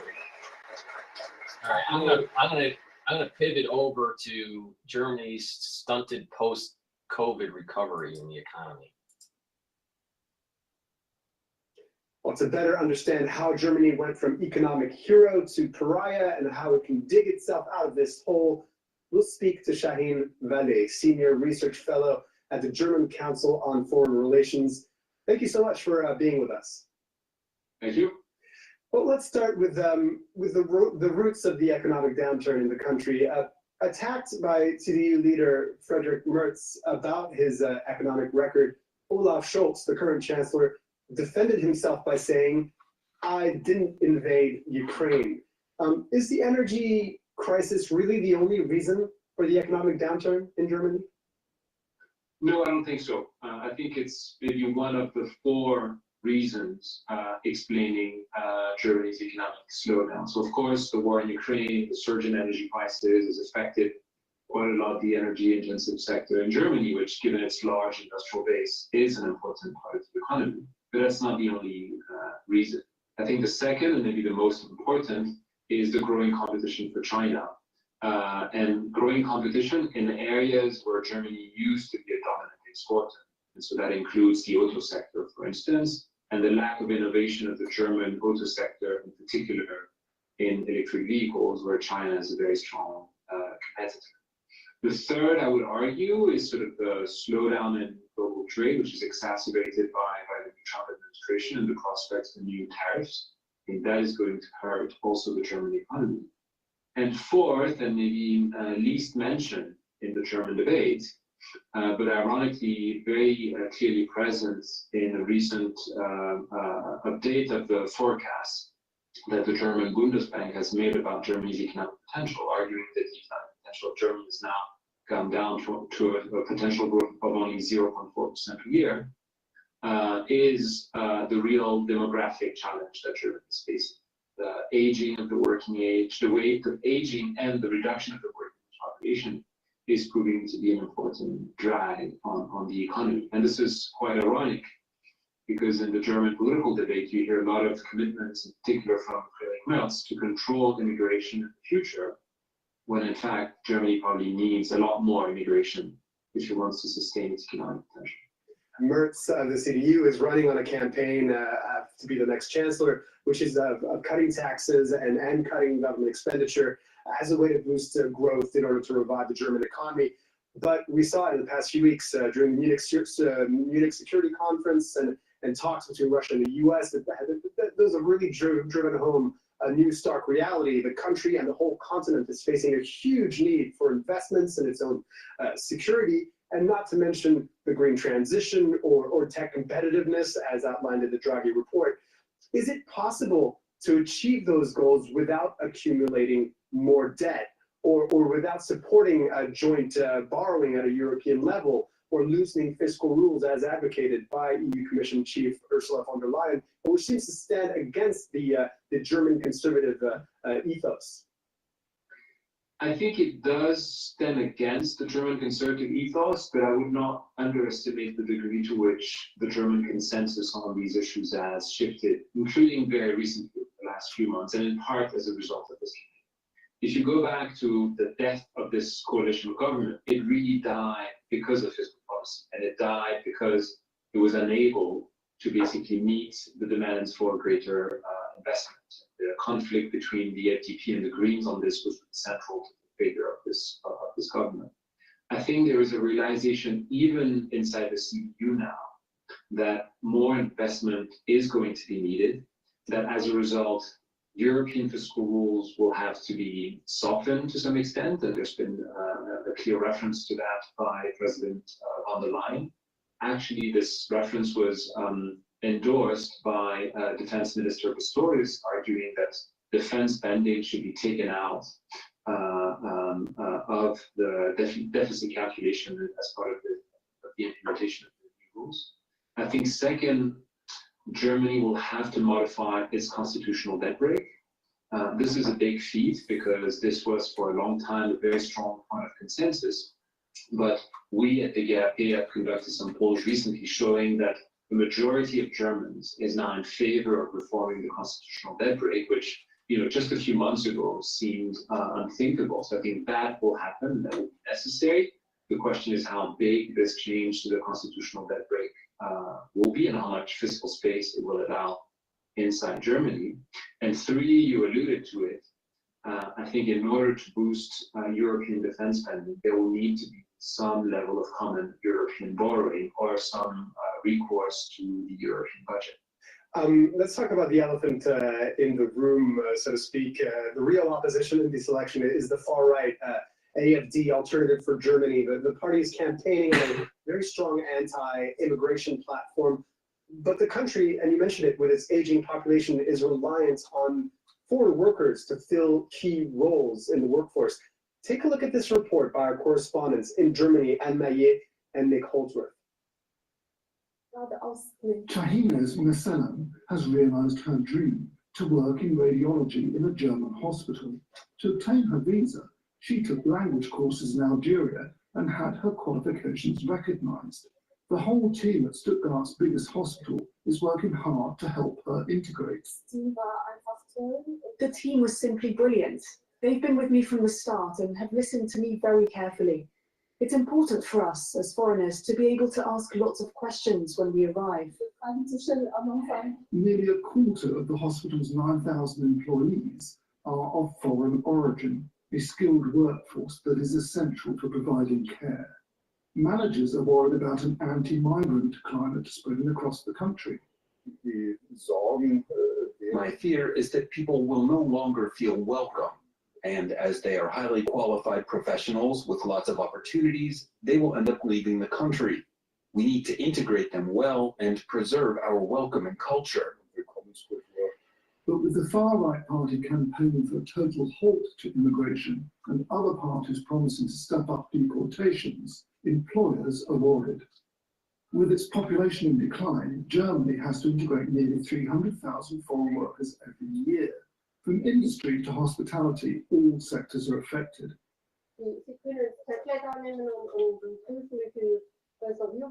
In this family-run hotel, half the staff are of foreign origin. It could not manage without them. It's true that we need to limit illegal immigration, but lack of labor is a real problem that concerns businesses. Targeted professional immigration has become essential. Without it, many things would no longer work in Germany. Many employers' federations have spoken out against the far right during the election campaign, dropping their traditional silence on the matter. So, Shaheen, this report really underlines the importance of foreign workers to the German economy, as well as the labor shortage the country is facing. Yet, the AfD wants to make it significantly more complicated to immigrate. How exactly do they hope to address this issue of the labor shortage? Well, I don't think the AfD has a real plan to address it. And I'm not too worried about what the AfD thinks about it, because I don't think the AfD will be in power, at least not in this election cycle. What I find more concerning is that the AfD policies and views around immigration have sort of contaminated the rest of the political spectrum, and that even candidate Chancellor Merz during the campaign has somewhat moved towards the AfD when it comes to immigration. You may remember that 3 weeks ago, he has passed a resolution in the Bundestag with AfD votes committing to address the immigration challenges. So I think that language is concerning not so much from the AfD, but it's concerning when it's coming from the mainstream parties that also seem to be compelled to consider immigration as something that needs to be limited rather than increased. One final question here, and this is perhaps getting at the crux of the issue. The economic downturn is what has brought many voters to turn to the far right, to turn to the AfD. So the stakes are extremely high for the next government to try and reverse that tide. They have to deliver better outcomes for German households, who, according to Bloomberg Economics as well, are 2,500 euros worse off per year than they could have been if the economy had gone in a different trajectory after the pandemic. Do you see that happening with a CDU coalition leading the country as expected? I think it's going to be very difficult. The international economic environment is extremely challenging for Germany. So I think this new chancellor and this new government, this new coalition, will have a very difficult task. There's really also urgency, given what is happening in the United States and the looming reciprocal tariffs that the Trump administration wants to introduce. The idea and the notion of reciprocal tariffs could escalate tariffs on a broader range of manufacturing and industrial goods coming from Germany and have a very significant impact on the German economy. So I think there's real urgency for this new German government to act, both for Germany's sake, but also for Europe's sake, going back to the issues you've mentioned about common borrowing and defense that require a common European scheme. Shaheen Vallée, you are a senior research fellow at the German Council on Foreign Relations. Thank you very much for sharing your insights with us. My pleasure. That's all for this week. All right, that was interesting. Please go to my store, the-studio-reykjavik.com, and get the vitamin C and magnesium. This will help to boost up your immune system, but it also helps with the health of your skin, especially if you take collagen. Make sure you drink it with filtered water. The more filtered water you drink, about 32 to 64 ounces is a good zone there to help with the cross-linking between collagen and vitamin C if you want to improve your dermal layer. Magnesium and zinc is another supplement you should be taking every day to boost up your immune system. If you're not feeling well, take one in the morning, take one in the evening, drink it with filtered water. But if you're feeling okay, then guess what? Go to 1 dose a day, and that will help to boost up your immune system. Please take these together. This is a good stack. Vitamin C with the magnesium and the magnesium and zinc. So please go to my store, the-studio-reykjavik.com. All right, let's go back to Bloomberg. I think they're talking about the congestion pricing here. And the delays, the cameras are on. Are they still recording everybody? Is it still functional? Yep, the cameras are on. They're still issuing tolls. That will continue until we are told otherwise by court. And we'll continue to receive all the benefits. And the program has been getting more and more popular over time, as every program in the world that is put in place does. And I think New Yorkers are continuing to see the benefits of this. All right, Sarah Lynn, thank you so much. We appreciate it. There is no way. It just started. How in the hell are you going to see the benefits of it? Yeah, you see less congestion on the street, but the people that are coming in are paying more. I mean, this congestion pricing thing is crazy. And if it takes hold, it's coming to a theater near you. You want to go to, if you have to go to the grocery store, if you're in suburbia and your city decides, you know what, we want to tax you more, so we're going to have a toll, and we're going to have a camera toll station right before you enter the parking lot of your grocery store. That's where this is going. On the street. Right, and right outside the Bloomingdale's, across the street from the Bloomberg headquarters of Bloomingdale's, that's where the cameras are, and they're right over Lexington Avenue, and they've been there for almost a year, so we'll stay on top of that. All right, folks, for our listeners in the U.S., a reminder, you can listen to us. You know what we need? We need blade runners, just like they have in the UK, to chop those things down. But no, Americans are wussies. All right. I want to take a look at, let's see, some other news that's breaking. Kash Patel, I believe, is going to be going through his confirmation vote today.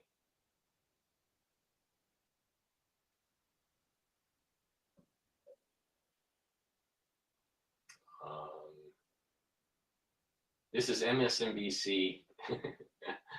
Of course, Mad Cow. We got to play Mad Cow, don't we? I mean, this, it's amazing that she's still on the air. But let's play some Mad Cow. This was posted 2 hours ago. So this is from last night. You hear. If you are born in the United States, you are an American. That is not breaking news. That is something that is written in our Constitution and has been true for the duration of our republic. That said, when Donald Trump was sworn in for his second term 30 days ago, he signed an executive order that proclaimed that to no longer be true. This, of course, was immediately challenged in court. And among the federal courts it was laughed out of was one in Washington State, Seattle-based federal judge ruled that Trump's executive order could not. Like Seattle is a bastion of intellect.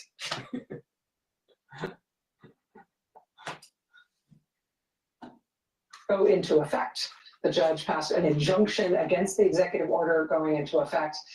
The Justice Department, the Trump administration then appealed that. They've appealed it to the Ninth Circuit U.S. Court of Appeals, which sits on the West Coast. And tonight, the three-judge panel of the Ninth Circuit has just declined the Justice Department's request to get rid of that judge's injunction to let Trump's executive order go into effect. The reason this is important is because this sets up potentially a rocket ship, very quick trip to the United States Supreme Court. When Trump passed this executive order, he knew, he had to know, that it was blatantly unconstitutional. Well, maybe we should have the Supreme Court look into the details, and you have, Gorsuch. He always asks these like hypothetical questions when you listen to him. All right, he's one of the Chief Justices. And when Gorsuch asks these hypothetical questions, they may actually parse the issue here.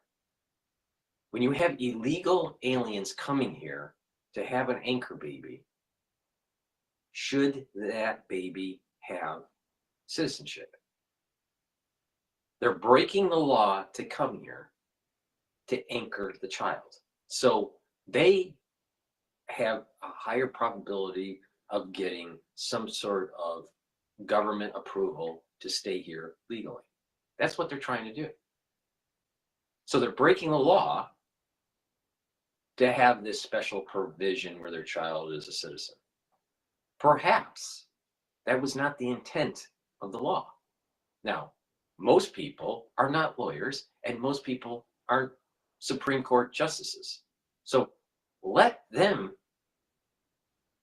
do their discussion and let them decide what the intent of the Constitution and the provision of citizenship through birth really is. Because it's not just what is written, but it's also the context it was written in at the time.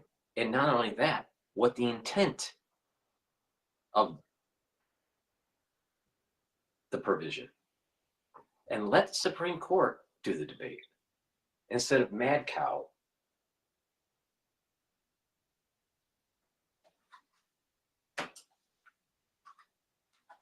Of passing it anyway, of signing it anyway, was to get the Supreme Court to rule to effectively change the Constitution, to make it so that if you're born in this country, you are no longer a citizen. With this ruling tonight from a three-judge panel of the Ninth Circuit, this would appeal to the don't sugarcoat it, bovine encephalopathy. All right? Don't sugarcoat it, mad cow. The issue is anchor baby. That's the issue. Bovine encephalopathy. Okay? To the U.S. Supreme Court, one of the first matters that Trump has provoked a conflict with U.S. law and constitutional understanding about, that is going to the Supreme Court. This ruling just in moments ago from the Ninth Circuit. We'll keep you posted as we look more. Oh, thank you. Let's have the last word with the great Lawrence. Oh, Donald. Rachel, so this was one of those nights where another Trump hater. Let's continue. Through the hallways to get here, and the silent TV monitors that I'm walking by show you with some pretty important breaking news about birthright citizenship, and I can't hear a word of it. All I know is there's this thing at the bottom of the screen that says, you know, this really important thing has happened. I've taken a quick look at the breaking news report on it. Are they promoting anchor babies? Are they? Guess what? How this works? You got all of this money coming out of Congress to go to a nonprofit. They have a case manager at the nonprofit to process an illegal immigrant family that happened to have an anchor baby. They just kicked out the kid. And that case manager is going to use funds from the federal government or the state government to help process the family to get legal citizenship because of the anchor baby. And your tax dollars are doing that. So they broke the law, have an anchor baby, to work with a nonprofit for them to get legal citizenship. That's what's going on behind the scenes. And believe me, I know what I'm talking about because Catholic Charities in New York City does it. And Chuck Schumer is sending the fucking money there.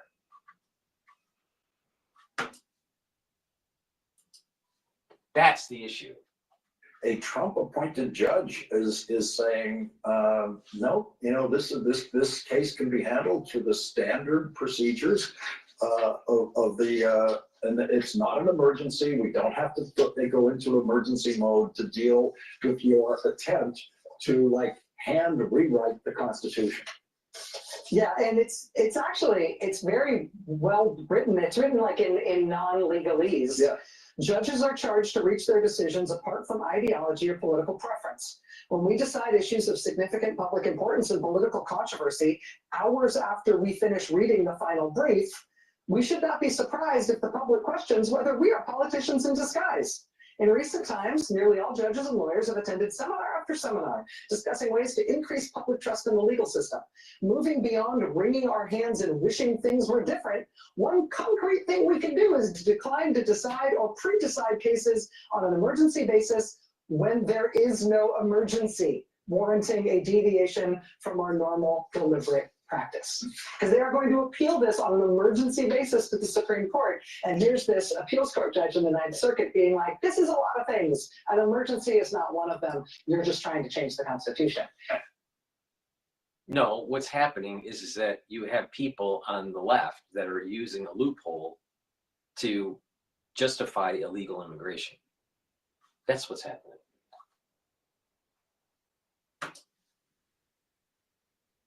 Yeah, and this is the same Supreme Court that was in absolutely no rush to hear Jack Smith's appeal to the Supreme Court about the whole issue of presidential immunity. They wanted to deal with that one as slowly as they possibly could.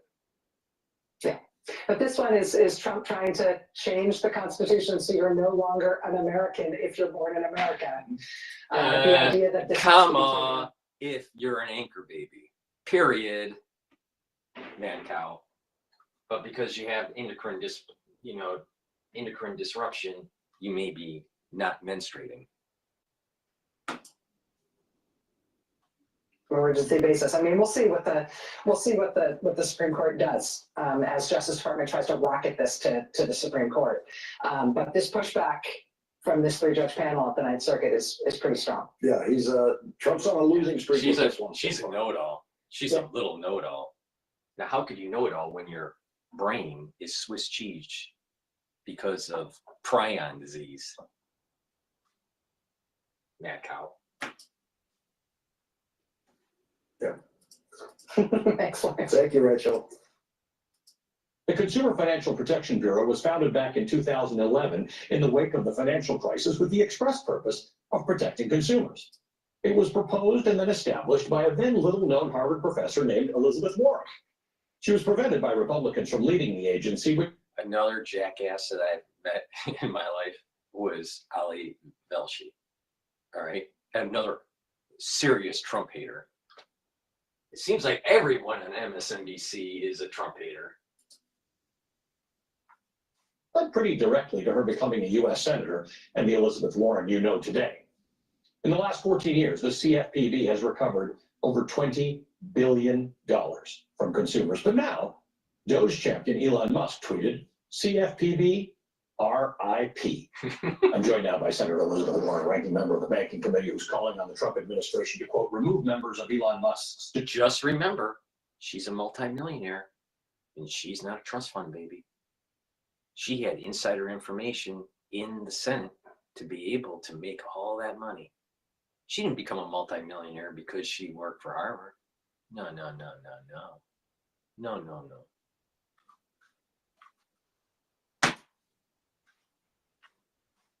From the Consumer Financial Protection Bureau, end quote, citing the risk of Musk, quote, enriching himself at the expense of American taxpayers through Doge's illegal efforts to dismantle the CFPB, end quote. Senator Warren, good to see you. Thank you for being with us. All right. Thank you. How is Elon Musk enriching himself? He's literally spending his own time. If you calculate like how much he makes an hour, the government couldn't afford him. All right. He's doing this for free. How is he enriching himself? How? Now they say, well, he's getting grants for SpaceX and Starlink, and he's partially tied to the defense program and all this stuff. Now, if you read Isaac, Isaac Watterson? I got it. He wrote a book. I think it's Isaac Watterson. He wrote a biography on Elon, and he did a book tour and all that. I've listened to a lecture of his, not in person, but online. And he said that when it comes to SpaceX, all right, and even Tesla, any government help with those programs were a net loss. The company was in a net loss, and they had to find other funds. All right, so like these rockets and all this that he's designing, it's a net loss. The government isn't paying for it. It's not like Boeing, where it's like time and materials.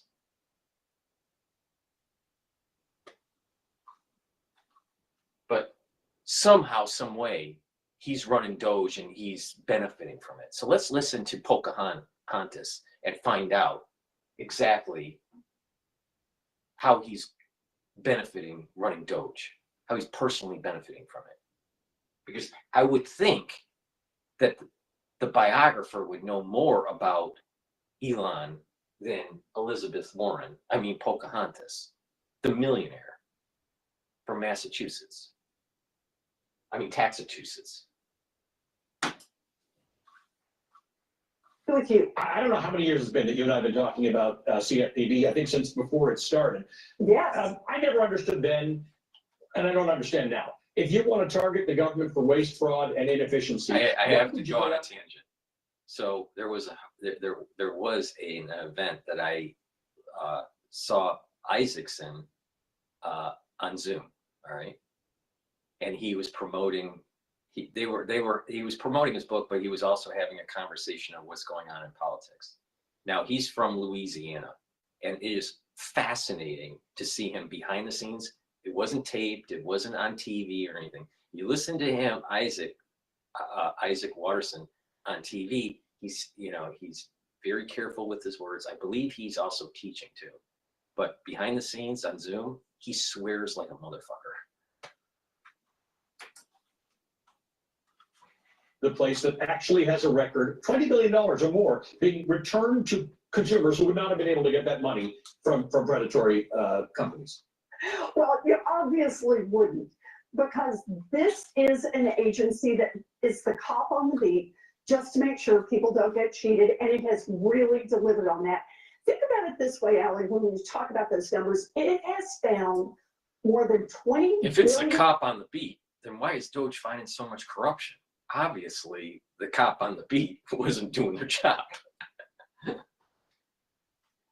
Again, when it comes to the eye in the sky, and the deep state, and the 1984 surveillance state, who's watching the watcher? In this case, it's Doge. Where these big banks have cheated people. And the agency didn't just say, shame on you, don't do it again. It said, you give that money back to the people you cheated and watched them and made them do it. Man, to me, that is government efficiency. Now, there are a couple of things here. One is obviously you're invested in your work in the Senate and your work through founding the CFPB in the CFPB. But there's a conflict of interest that you and Adam Schiff write about here with Elon Musk having anything to do with the structuring or restructuring of CFPB. Why? So here's the story. Remember how Elon Musk bought Twitter, turned it into X, and hemorrhaged buckets of money? Well, he announced, hey, he had another plan to make more money, and that is he would create something called X money. And the idea was, in the same way that X now gets all of your social media information, he would give them all your financial information and make financial transactions on this site. Now, he can do that. He can launch a financial platform, but when he does... How is that any different than Apple Wallet? She complaining about Apple now? Or is Tim Cook, pushes an woke agenda and he's okay? Standing right over his shoulder, just making sure that he follows the law, that he doesn't cheat people, he doesn't trick people, and he doesn't suck up all of their personal information to use it however he wants or sell it wherever he wants. One cop on the beat. Where was the complaints about Meta or Facebook at the time when they were scooping up? What about the NSA and them scooping everything up? Or the IRS with their binoculars looking into your bank account without a warrant? Where was the outrage there? Pocahontas. Be looking over Elon Musk's shoulder, and you know where that cop is going to come from. It's from the CFPB. So this looks like a really plausible business plan. If you're a bank robber, how about, if you get the chance, fire the cops before you waltz into the lobby of the bank? And Elon Musk appears to... He's the richest guy in the universe. There's no one richer than Elon Musk in the Milky Way galaxy. All right? Why would he need to do this?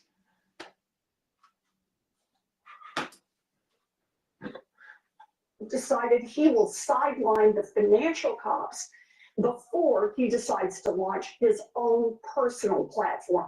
That is why Elon Musk should not be allowed anywhere near the CFPB. It is a clear conflict of interest.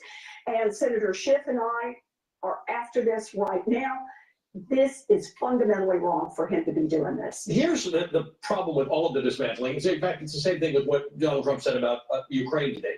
When systems work in the background, like our international world order or our governmental systems like CFPB, people don't know that they work. They don't necessarily get it. So how do you advance from a letter from you and Adam Schiff into creating enough of a stir that people fight back and say, you can't take these things away that actually work. Everybody wants government to be more efficient. There's no question about that. So, you put your finger on it, and that is, you got to create the stir. People have to remember why this agency works for them. That $21 billion went back into their pockets. Right now, more than 6.5 million people have filed complaints with the CFPB and gotten help from that agency. That CFPB is very popular among Democrats, Republicans, independents, because they recognize having a cop on the beat keeps the playing field level, and that's what they want to see. Last week, we had Jerome Powell, the head of the Fed, in for testimony before the Banking Committee, and I just asked him flat out. I said, it might be an issue with overregulation. And maybe that's why they're targeting. I don't know. But the thing is, I don't trust Elizabeth Warren. I mean, Pocahontas at all. I trust Elon Musk.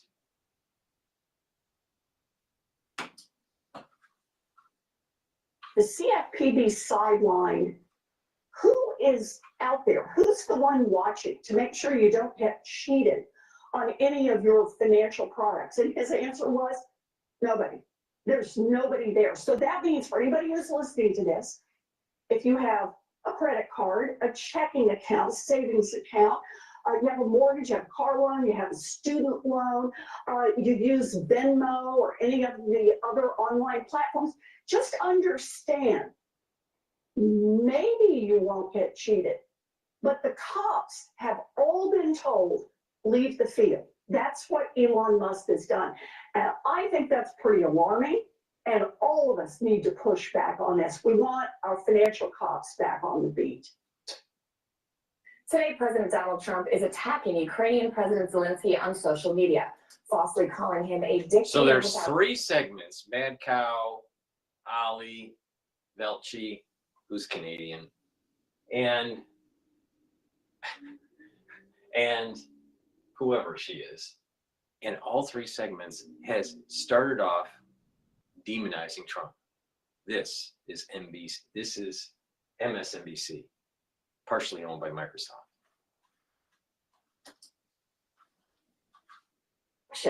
Saying that Zelensky has done a terrible job and claiming that Ukraine is shattered.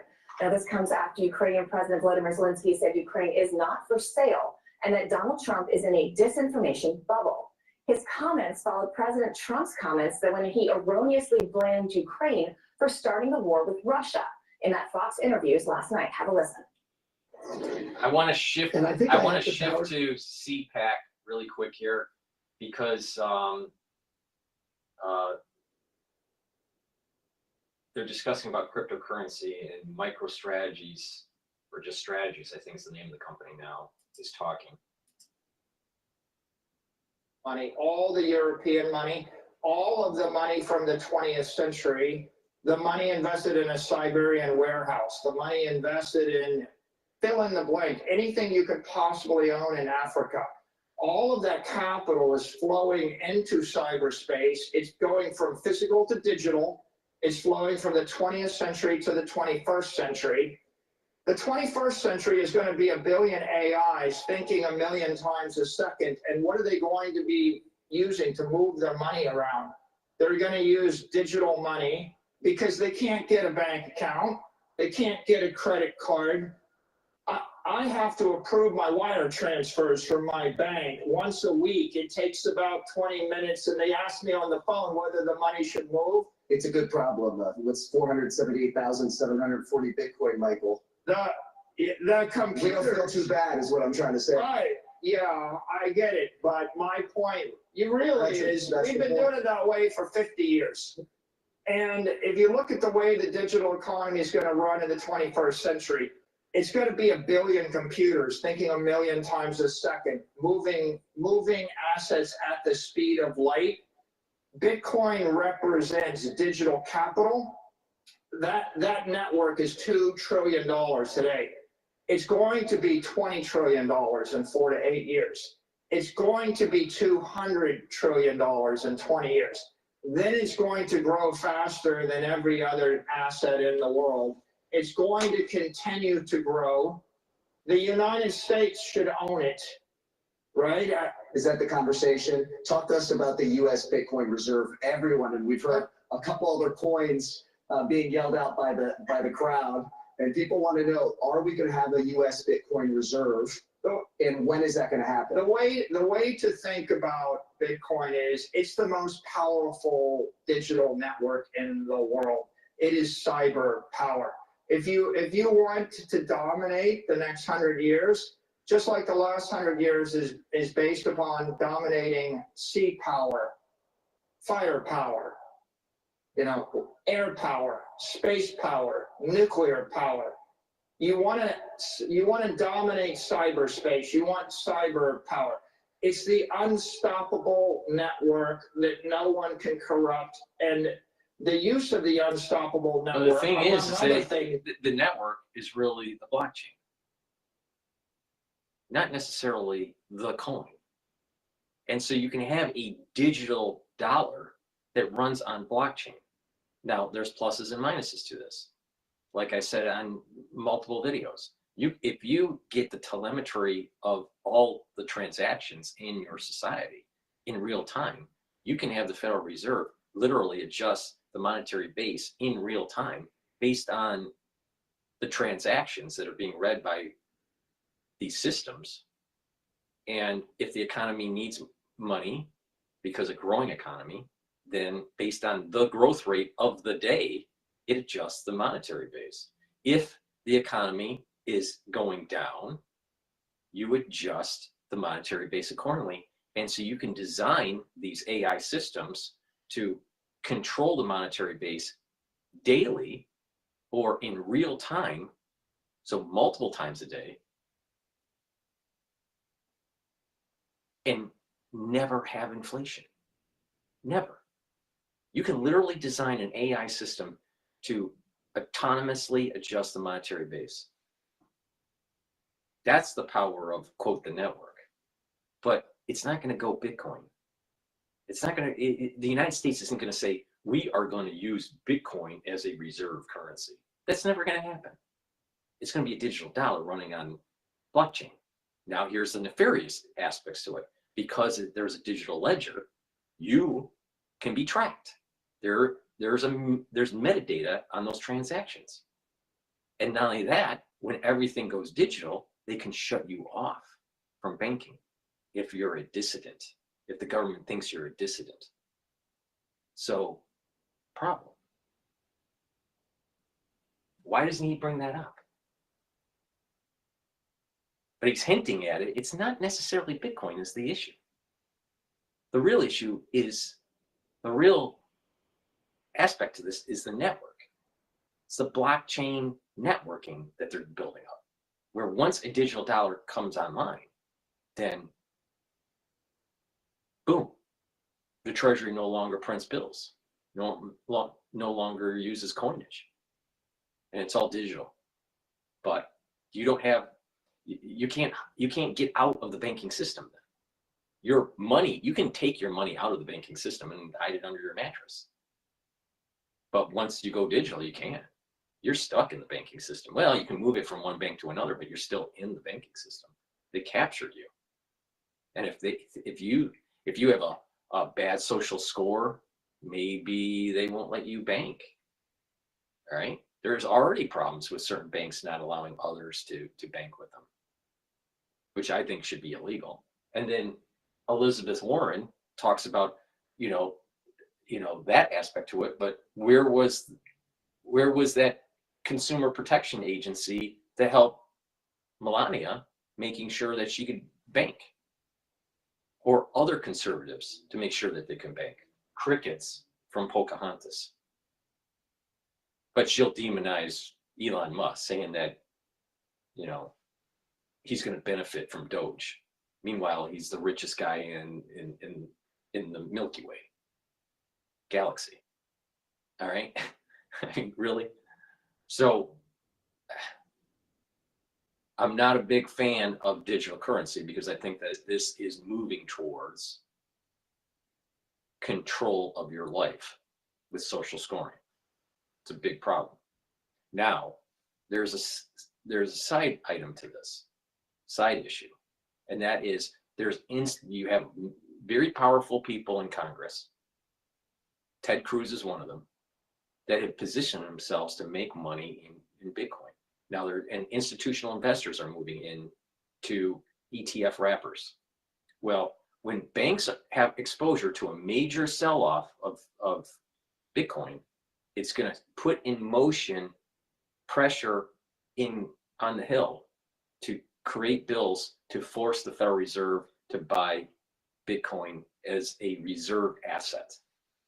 Just like how they were forced to buy subprime and subpar assets to help banks out during the Lehman crisis. So this is the beginnings of other assets the Federal Reserve is going to buy and manipulate the market. So Bitcoin is going to be manipulated by the Federal Reserve. That's what's going to happen. But the coin, our digital dollar, won't be Bitcoin. It's going to be something like the digital dollar. It's not going to be Bitcoin. It's going to be something different, because the Federal Reserve is not going to abrogate that authority to some sort of techie group. That's never going to happen. And that's why he keeps on bringing up, it's about the network. It's about the network. It's about the network. No, it's about track and trace. And he's going to be a multi-billionaire in the process. Hundreds of trillions of dollars of capital moving from point A to point B.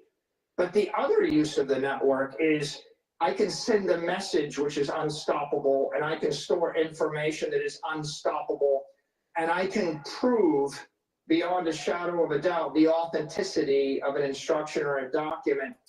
No country, and the government can read that and decide that you have a low social score and you no longer can transact. So you got to listen in between. You got to listen in between the lines. You got to, focus, right? And you had the person that was asking the question, when are these other coins going to be, available? When's the Federal Reserve going to use it as a part of their reserve assets?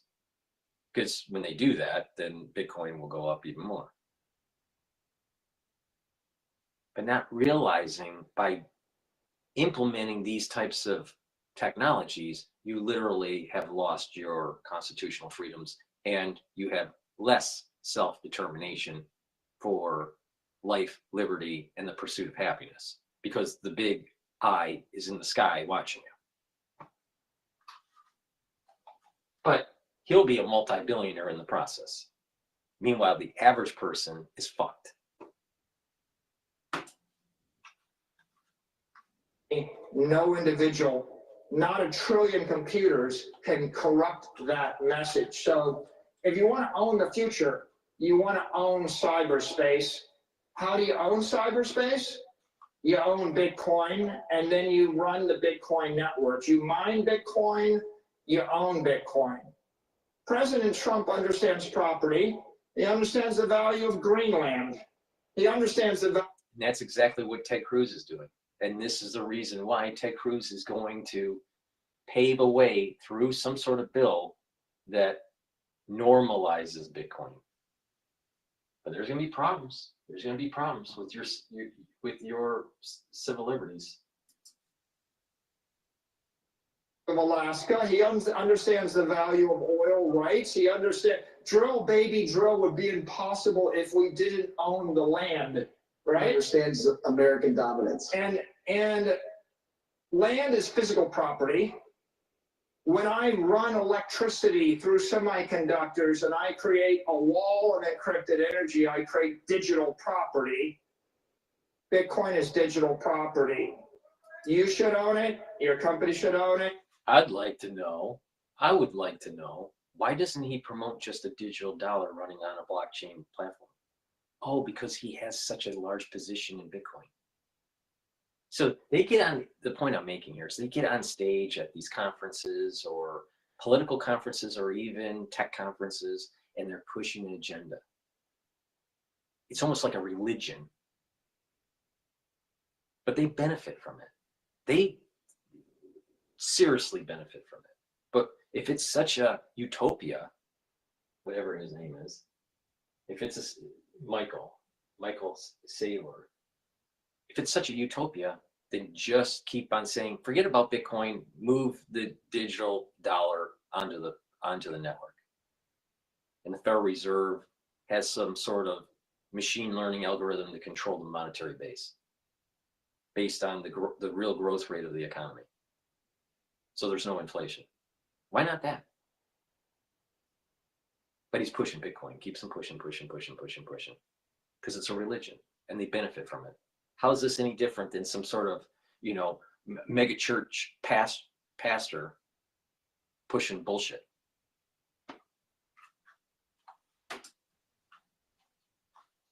Our nation should own it. It is the future. In your perspective, how soon do you think we're going to be buying Bitcoin and have within our U.S. reserve at a timeline? See, he keeps on pushing. I think there's an appreciation of the power of Bitcoin throughout the cabinet, throughout the House, throughout the Senate. The power, is it so powerful if it's so volatile? It can't stay above 100,000. It keeps on going down. It's, last I looked, it was at, I don't know what it's at right now, but it's trading at around 97,000. It was trading at almost like 108,000. But it's so powerful. Why is there such a resistance?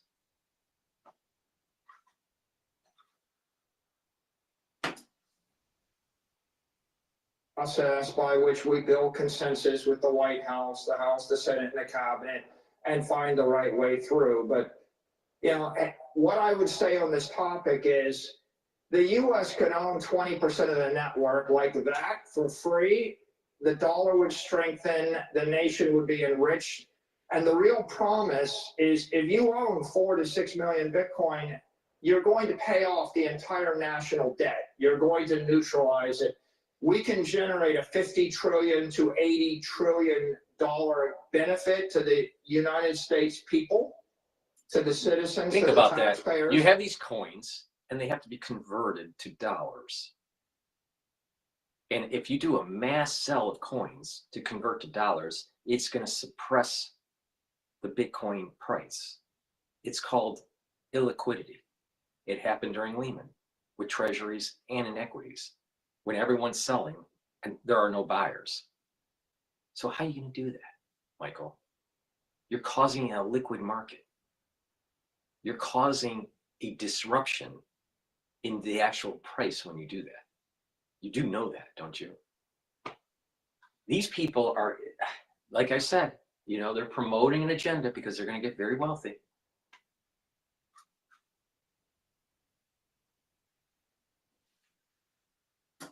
And when they do mark to market on their bank, because his company is a software company that buys Bitcoin, right?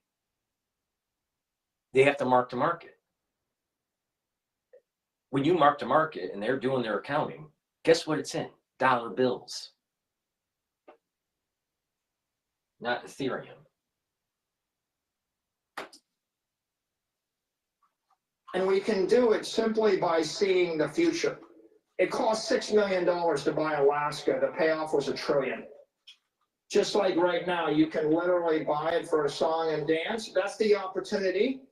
The risk is that you wouldn't want the Saudis to buy it first, or the Russians, or the Chinese, or the Europeans. The difference between buying a piece of land like Greenland is, one, there's a national security reason for a missile defense called the Golden Dome, and two, mineral rights and a vacation spot for Americans.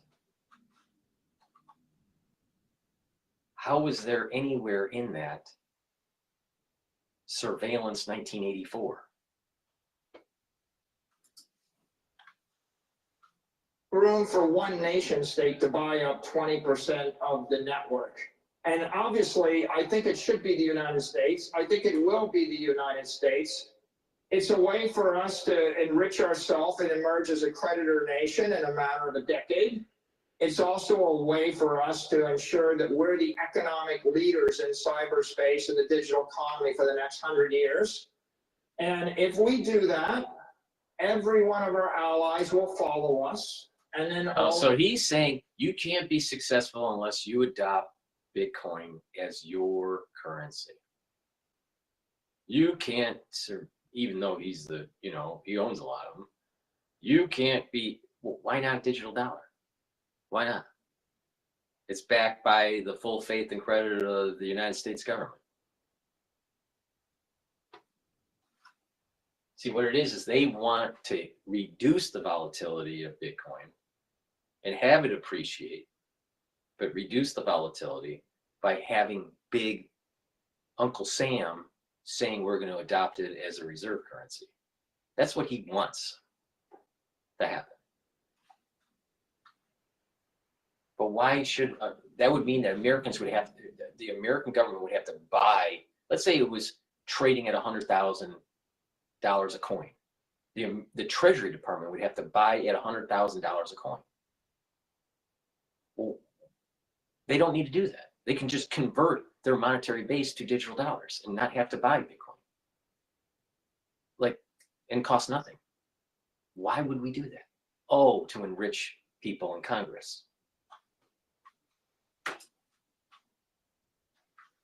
Enemies will end up having to buy into the network once it passes 10 or 20 million a coin, and they will enrich us. And we saw that just yesterday. President Trump was in Miami and he was talking about Bitcoin. The Bitcoin reserve is a touchy subject. A lot of people want to know what other coins within the digital asset industry are going to be involved. The U.S. does not just hold just gold and oil within our reserve. It holds up to 27 other trace minerals. And so we're completely diversified. Do you see room for another digital asset to be included in the Bitcoin reserve or the U.S. financial reserve system? I think the key thing to keep in mind right now is that Bitcoin is a commodity. It is an asset without an issuer. There is no company, no individual, no country, no entity that can corrupt it. It has reached escape velocity. It has gotten to the point where it is basically a freedom virus, a truth virus, a monetary virus. It has been embraced by $1 trillion of smart money. That is $1 trillion of real money has been invested in the network. It is 99% of the digital power on Earth. It's fairly unstoppable. And so if you're going to capitalize a company or a country, you want to capitalize it on property or a commodity or a network which is beyond the point where anybody could change the nature of it. And so that makes Bitcoin the most certain thing in the digital universe. And when you talk about certainty and when you talk about truth, over the last 4 years, we've experienced as a culture travesty. We haven't been able to speak. We've been censored. How does Bitcoin, what is Bitcoin to you? What do you see that others don't? And how can conservatives capitalize on the opportunity to take advantage and make sure that America is dominating our future, that we have the economic freedoms, that our children and our families in America will stay at the front runner? Like Michael, some sage, of the big church of the big church of Bitcoin. He talks really weird. because he's from California. Microdosing. Power. Bitcoin represents economic armor. When you put on the suit of armor, then no mayor, no government, no collectivist, no socialist can debank you. They can't take your money away. They can't impoverish you. Just like a gun is a deterrent, Bitcoin is a deterrent, because if you have wealth in Bitcoin, you have the option to move it to any jurisdiction. And don't you think that the government could create laws to prevent you from doing that? I mean, you could just move your money to other banks or other brokers in Europe, like England. Oh, you can't do that anymore without divulging those assets to the IRS. See, they can make laws to prevent you from doing this. He's thinking too utopic, way too utopic. You know? And it's not paying attention to the real issue is that they can shut you down if you don't have the right social score. Country and our people. Thank you, everyone. God bless America. Thank you. You know, the reality of the situation, and it's the same problem in the conservative movement. God, guns, and gold. Now it's God, guns, and Bitcoin. All right, let's go back to Bloomberg. But before we do that, let me plug some supplements here. Please go to my store, the-studio-reykjavik.com, and get the great supplements I offer. All right, I'm telling you how to get healthy. Get the Good Night formula. Take it every day. Why? So you can have a good sleep. All right. You need 3 cycles of deep sleep and REM sleep to consolidate memory, to detoxify your central nervous system, and to be well rested. And if you do this on a regular basis, what will happen is that you're going to improve your health. You're going to improve your immune system by just having better sleep. How, Dr. Paul Cottrell? If you just have better sleep, how it's going to improve your immune system? One, you're going to have more energy. You're detoxifying your central nervous system. So when you're detoxifying, you're going to have less problems with your bodily systems. But not just that, when you are sleep deprived, your cortisol levels are elevated. When you have chronic elevated cortisol levels, it's immunosuppressive. Oh, so good sleep actually brings down cortisol. Yes. Good sleep helps the immune system. Yes. Please go to my store, the-studio-reykjavik.com. Get the Good Night formula. It has tryptophan, melatonin, has GABA, also, many other supplements in here. So just, take a look at the label here. You also get passion flower and other supplements in this. So that it's pretty comprehensive. So please go to my store, the-studio-reykjavik.com, and get the Good Night formula. Use discount 5 on any order, and you get $5 off. If you're older, you need to start taking vitamin B complex. Why? The first 4 vitamins that are, the first 4 B vitamins help with mitochondria and the electron transport chain. That means you're going to produce more ATP. When you have more energy, the better off you are. This is going to help with increasing your metabolism, your cellular metabolism, but also B12 helps to protect neurons.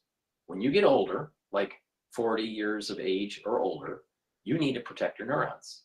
So please go to my store, the-studio-reykjavik.com, and get the vitamin B complex, protect your neurons, boost up those energy levels, and increase your cellular metabolism. Very important. Please go to my store and get the B complex. Digestive enzyme complex helps to reduce the load on your pancreas. When you get older, your pancreas doesn't work as well. I don't care how healthy you are. I'm very healthy. I used to do triathlons. But guess what? My pancreas doesn't work as well compared to when I was in my 20s. And I guarantee you that's the case for you. So take the digestive enzyme complex, reduce the load on your pancreas. The digestive enzyme complex breaks up carbohydrates, proteins, and lipids. So you're absorbing your nutrients. And also, if you're an athlete, young or old, take the digestive enzyme complex to break up your pre or post fueling, workout fueling.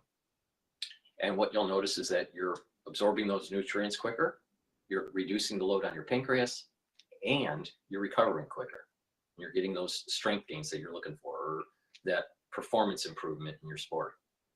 Please go to my store, the-studio-reykjavik.com, and get the digestive enzyme complex. And lastly, omega-3 helps your cardiovascular health. How? It brings down LDL and increases your HDL. That means it's improving your total cholesterol. If you have less LDL, then less LDL will be oxidized to create plaque. That's how it works. Omega-3 also brings down systemic inflammation. That's important because if you bring down inflammation in your vascular system, you're reducing the chances of building up plaque. And omega-3 helps to prevent red blood cells from sticking too much. That means you're reducing overclotting. When you overclot, you got problems. You may get occlusions and stuff like that. You don't want that. Taking omega-3 is really important. This is the reason why I said take omega-3 during the crisis in 2020. Oh, now you know why. Like I said, I'm the most comprehensive on how to navigate and how to improve your health and how to slow down the aging process and to boost up your immune system. Those celebrity docs didn't tell you that. All right. Let's go to Bloomberg. Yeah, we're going to check in with Mark Champion, Bloomberg opinion columnist, get the latest on Ukraine and Russia. Let's go. Oh, they just went to the commercial break. All right, let's go back to MSNBC. And this war, and I think it's going very well. But today I heard, oh, well, we weren't invited. Well, you've been there for 3 years. You should have ended it 3 years. You should have never started it. You could have made a deal. I could have made a deal for Ukraine that would have given them almost all of the land, everything, almost all of the land, and no people would have been killed, and no city would have been demolished, and not one dome would have been knocked down. But they chose not to do it that way. All right, joining us now is New York Times Chief White House reporter Peter Baker. Hi, Peter. And Michael Allen is here with us in studio, former Special Assistant to President George W. Bush. He's now the Managing Director for Beacon Global Strategies. Peter, I want to start with you. First of all, I was an election monitor in Ukraine during Zelensky's election. I can promise you he was in fact elected, and as far as we knew at the time, there were no irregularities or anything else. But I also want to ask you, President Trump is making these... Was he duly elected? I don't know. There was probably improprieties with the election because that was all under Obama. But another issue is they suspended elections because of the war. So she lost that part of the fact. The question is, if they had elections right now, would he win? I don't think he could. And that's what Trump's saying. Head-spinning allegations against Ukrainian President Zelensky after Zelensky said he's in a disinformation bubble. What is Trump's goal here? Is he just trying to lean into or kind of double down on what he said? Where do you go with this? Well, I'm glad to hear that you were there and that you could tell us about that election. That's important. It's remarkable, of course, to hear. So this is total CIA. Go in, get someone that you can kind of control, probably has a drug addiction, all right? And then there's a war that happens, suspend elections. And so we have our CIA man in running the country, AKA Zelensky, all right? The CIA pick, the national security pick. Stop the election so we don't have anyone coming in and deciding to stop the war. So we got our puppet. Saying Trump's calling off the national security state with their strategic operations that are going on that goes all the way back to the Obama administration. But she, you know, she's the expert because she was there and she counted all the votes. I would love to see if there was a little bit of a blip up that jumped a fusion. That seems to be problematic in so many elections with Dominion. An American president talk about an ally the way he's talking about Vladimir Zelensky, whereas he said nothing about Vladimir Putin, who actually is a dictator, who actually does have manipulated elections that are not democratic, who actually is the one who launched the invasion, full-scale invasion 30 years ago. Trump said yesterday, you started it, meaning the Ukrainians. Of course they did not start it. He said today that Zelensky tricked the United States into giving him $350 billion to go to war. Obviously not true. And what's remarkable about it, of course, is we've never seen anything like this from an American president. And what is his goal? You know, he has had a thing about Ukraine going back years. He was convinced that Ukraine interfered in the 2016 election against him. That's a Russian talking point, but it's one that he has accepted.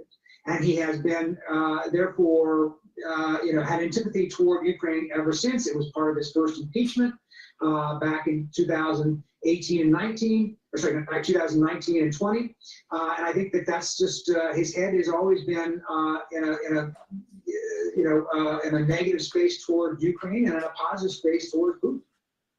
The other thing that's kind of remarkable about this is But the Hunter Biden laptop and the pay to play and the transfer of money for the big guy, let's not talk about that.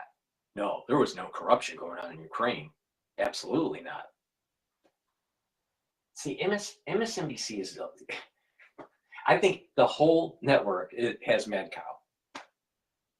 cow disease. Really going against established fact. He's going against U.S. intelligence, because if you remember, it was U.S. intelligence that was warning at the Munich Security Conference 3 years ago, Russia is going to invade, Russia is planning to invade, and it was the Europeans and the Ukrainians who kind of didn't believe it until all of a sudden it happened. So we also have, NBC News is reporting that U.S. intelligence U.S. intelligence shows Putin isn't really interested in a peace deal right now, and he still wants to control all of Ukraine. So you've got Putin coming out today and saying he's ready to return to the negotiating table and he'd be happy to meet President Trump. But how can anyone trust him? I know the Ukrainians don't, should the Americans? Well, I think the Ukrainians ought to take a deep breath here. This is Trump, the real estate developer, jawboning a party to an eventual transaction. It's not a style we're used to.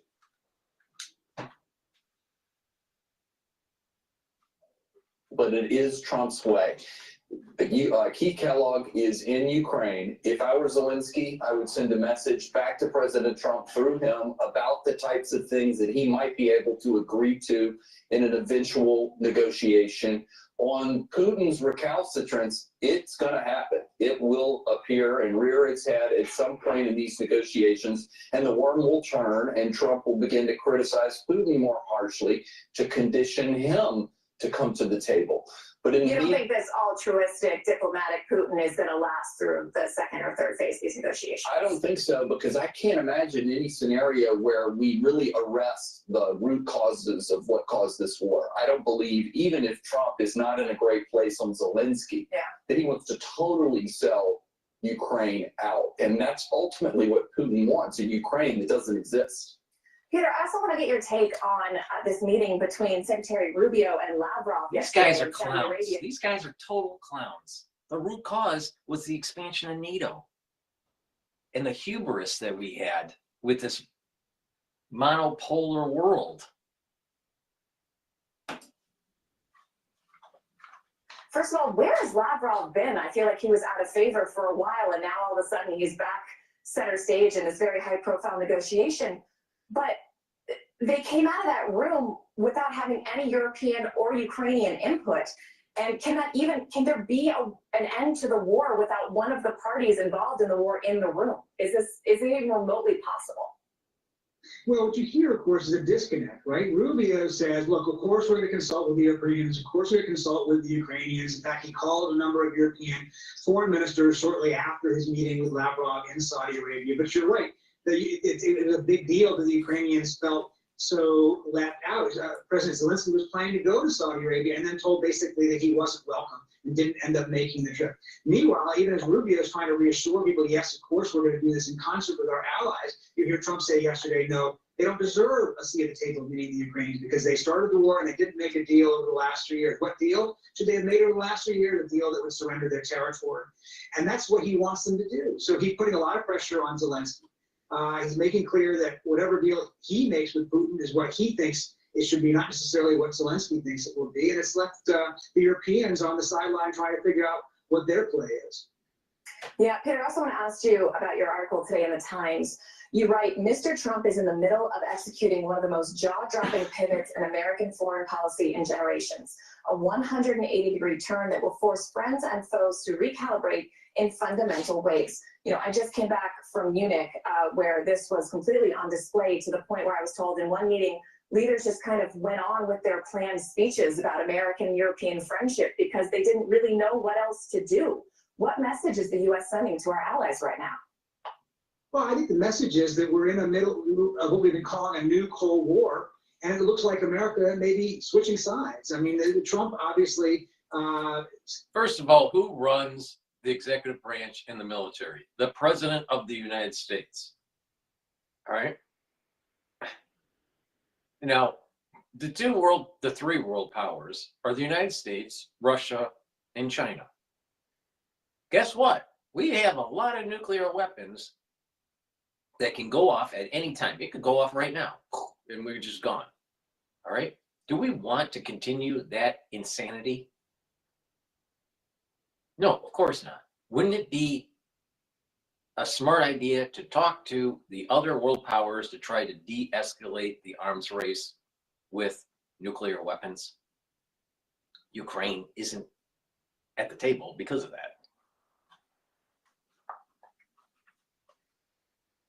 Oh, so if you have a president that's informing his military and telling his secretaries of state and defense and his entourage that, you know what, we're going to shift policy. We're not going to be so belligerent with this expansionism of NATO. And maybe we can de-escalate the situation in Europe. Isn't that a good idea? But you have people on MSNBC that will say, no, we're aligning with Putin. We're not going to maintain that Cold War mentality going all the way back to the 50s. Got to maintain that. That's what the CSIS wants. That's what the CFR wants. That's what the Trilateral Commission wants. That's what NATO wants. Is a never-ending perma-bear Cold War mentality.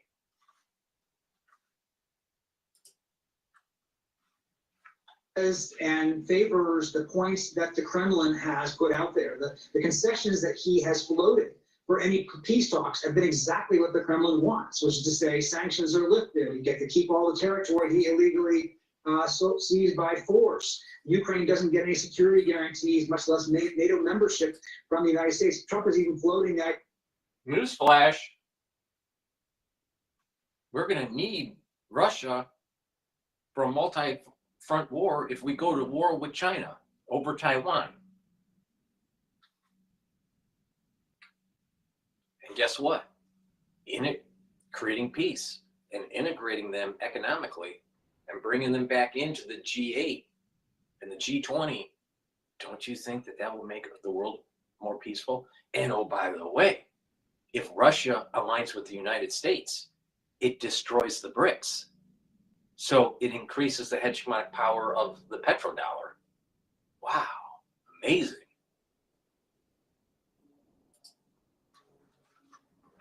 Readmitting Russia into the G7, which of course the rest of the G7 would not want to do. Meanwhile, the Europeans, what they're hearing from Washington is, you're a bunch of bad partners. You're free riders. You're not spending enough on your military. We don't think you're fair to us on trade. We're going to slap tariffs on you. We think you're too mean to the neo-Nazi party in Germany. That's the message. Sorry, Peter, I think we lost you there for a sec. Can you hear us? Yeah. Sorry, you were saying, you said that's the message that you think Trump is sending right now? Yeah, the message that Trump is sending to European allies is he doesn't think much of you. He doesn't particularly care about being in NATO. In fact, he covets the territory of some of our NATO partners, including Canada, which he says he wants to make the 51st state in Greenland, which is affiliated with Denmark. Yeah, and Trump must be always bad. But why should we be spending billions of dollars on Canada that only has a population of what, 40 million people? And the rest of it is a tundra with polar bears? Why are we spending all that money? Well, it would have been cheaper to actually make them a state. And they would get all the benefits of citizenship. Very great tension and a big rift are growing potentially with the European allies. At the same time, Trump is siding up to Putin's view of Ukraine. Yeah, I actually asked the Canadian Foreign Minister, Melanie Joly, about red, white, and blue land in Greenland, and she pushed back very astutely and said, "This is not a joke." Yeah. And I said, no, it's not.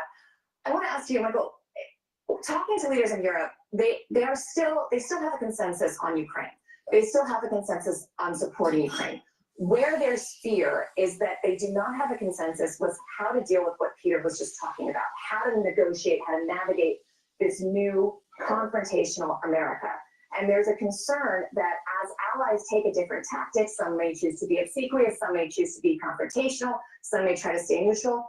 That approach in itself could fracture the European alliance. Not so much the issue of Ukraine, but they could be less effective if they're all fighting over how to deal with Trump. What's your take on that? Well, they need unity here. Yeah. And I think that's what Trump smells in them. They got together Monday, the day after the Munich Security Conference, and didn't really have anything to come out and say. If I'm Europe, and I'm faced with the news of this tweet today and digesting everything happened in the weekend, they need to put something on the table.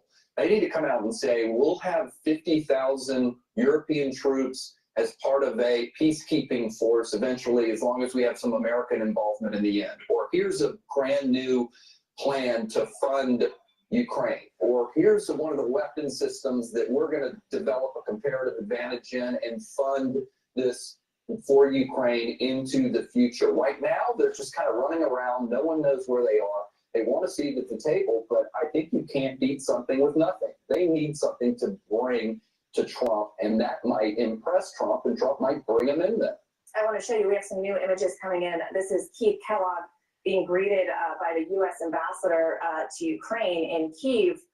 You know, we were just talking about what message President Zelensky should send through Kellogg. What message should Europe send? Could this possibly have a backlash? Because if you remember, Putin's approach to this was to try to fracture NATO. It actually made NATO stronger, and it gained it 2 new members, Finland and Sweden. Could Trump's criticism of Europe have the same effect? Could we see the EU do those exact things you were just talking about because they feel like they really have to? I think privately, a lot of people in the White House are glad of the messages that they sent this weekend because it does catalyze the Europeans to a degree. They need to come up with something tangible, as I said, but I think they're on notice that things have fundamentally changed with Trump in office. They need to start putting things on the table, and that's the way they respond to Trump. That's the way they buy themselves a seat into these international negotiations. I don't think it's enough to just say, I used to be a world power, I ought to be at the table. I think they got to come in with something. Put up. That's right. All right, Peter Baker and Michael Allen, thank you both so much. Thank you.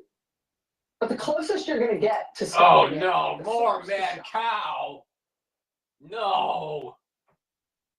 More mad cow. For example, the destruction of the American legal system, to stopping the destruction of our health system and the basic services that keep people alive and that keep the country functioning. The hardest leverage that can be applied against him at the source is what hypothetically would come from Republicans. And I know, cynically, you may never expect to get that. But strategically, you cannot stop trying to get it because of its crucial importance. I'm just going to give you one example here, just one case study. Louisiana Senator Bill Cassidy. I always think of him as having kind of an unforgettable name, but a very memorable haircut. He always looked to me like an otherwise healthy person who has just been gently electrocuted. But Senator Bill Cassidy is a senator. He's also a physician. He's a gastroenterologist. He got into the Senate in a campaign in 2014 that largely focused on his role as a doctor. He was best known, including in that campaign, not just for being a good doctor for his individual patients, but for having championed in his home state of Louisiana, having championed a new free vaccination program for Louisiana school kids, specifically hepatitis B vaccination. And he frequently told this important, heartbreaking story about what he called his worst day as a doctor. Senator Bill Cassidy, as a doctor, had an 18-year-old patient who had contracted hepatitis B. And as an 18-year-old, her health crashed. He had to scramble to have her airlifted to Shreveport, Louisiana, to get an emergency liver transplant. He said in one interview with the Washington Post, quote, "I was sitting there thinking, if we had vaccinated this girl with a $50 vaccine, we could have saved a $250,000 operation and a lifetime of $50,000 a year medical bills."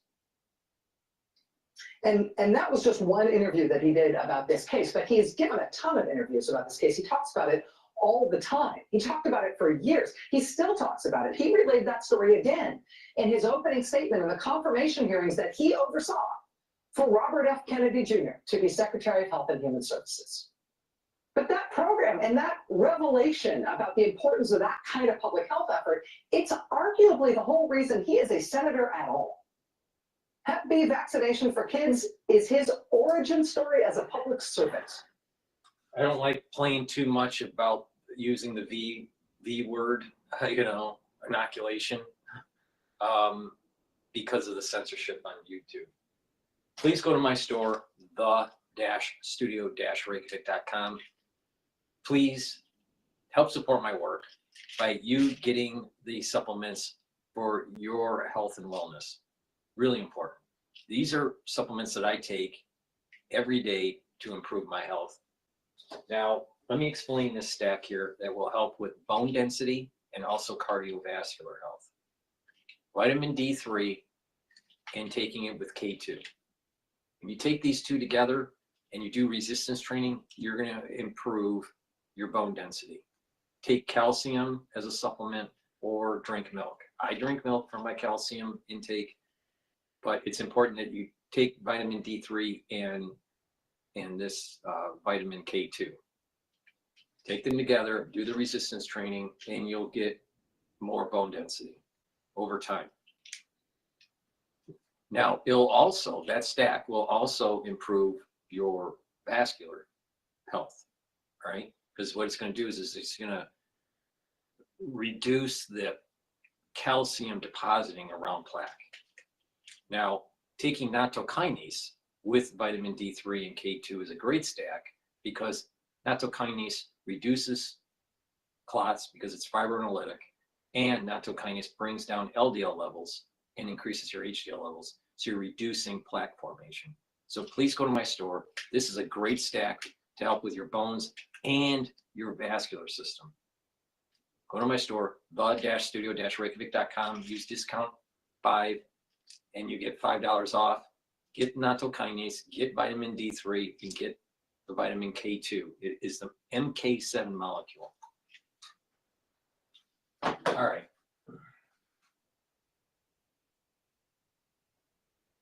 Let's go back to Bloomberg, because I'm tired of Matt Cowan. AeroVironment be one company that comes to mind. But the interesting thing is the loser parts. The Pentagon has until the Tuesday to come up with these lists to give to the Comptroller's office. Okay. There's an interesting conversion, Sir Joe. The House Armed Services Committee about a week ago asked the services for lists of their obsolete programs that could be cut, and those lists are due like early next month. So you've got this perfect storm of HASC, which will be leaked right away in terms of the programs, and then you've got this 25 budget drill going on. So it's a perfect convergence of a storm for defense companies. If you're a Lockheed, since you called them out, you're doing a lot of stuff, right? You've got the F-35 program, that could be a problem, but you're also making missiles that the Pentagon's going to buy more from. Does that end up being a wash? I don't think it's an offset, but Lockheed makes the PAC-3 along with Raytheon. They make parts of it. They make the THAAD missile. They're making the long range, the LRAS and the long range anti-ship missile. But nothing makes up for the F-35. Earlier this year, the Air Force projected that for fiscal 25, they would buy 48 F-35s, and the total bill would be like $13 billion, including $6 billion in procurement for FY 25. The rest of it's MILCON and R&D and O&M, but it's a rich target if you're looking for a program that Elon Musk doesn't like. It's fascinating. Not just the 8% cuts here, that's over 5 years, apparently. We also Every year over every year 8%. We may see a dismissal of generals, flag officers. What are you hearing about that? This is in the RUNAT stage, really RUNAT stage. Okay. I don't have any insight into it, and it's so RUNAT. I mean, it started with a tweet from some reporter, and it said they're considering firing. Understood. This is one of this purge that we're seeing in other federal agencies is not landing at the Pentagon. Well, it's landing in terms of probationary employees. It could be like I heard one figure like 55,000 employees, but the night of the generals isn't there yet. You know, you can say anything's being considered. You'll never be wrong if you say it's being considered. Well, look, you talk about the bureaucracy. You work in, I believe, what is the biggest office building in the world, correct? Right, with good restaurants, though, too. I'm sure most people don't know about that. But it's a building full of civilian bureaucrats as well, correct? Yeah, it's a mini city. After 9/11, they did a great job of making it better lit. You can find your way around a lot easier. There's Kentucky. Cut the lights, but... No, Kentucky Fried Chicken, Panda Cafe.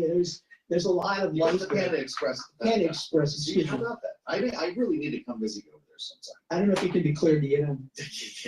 They wouldn't let me in the building. The war in Ukraine is Panda Express is in the Pentagon. Are you kidding me?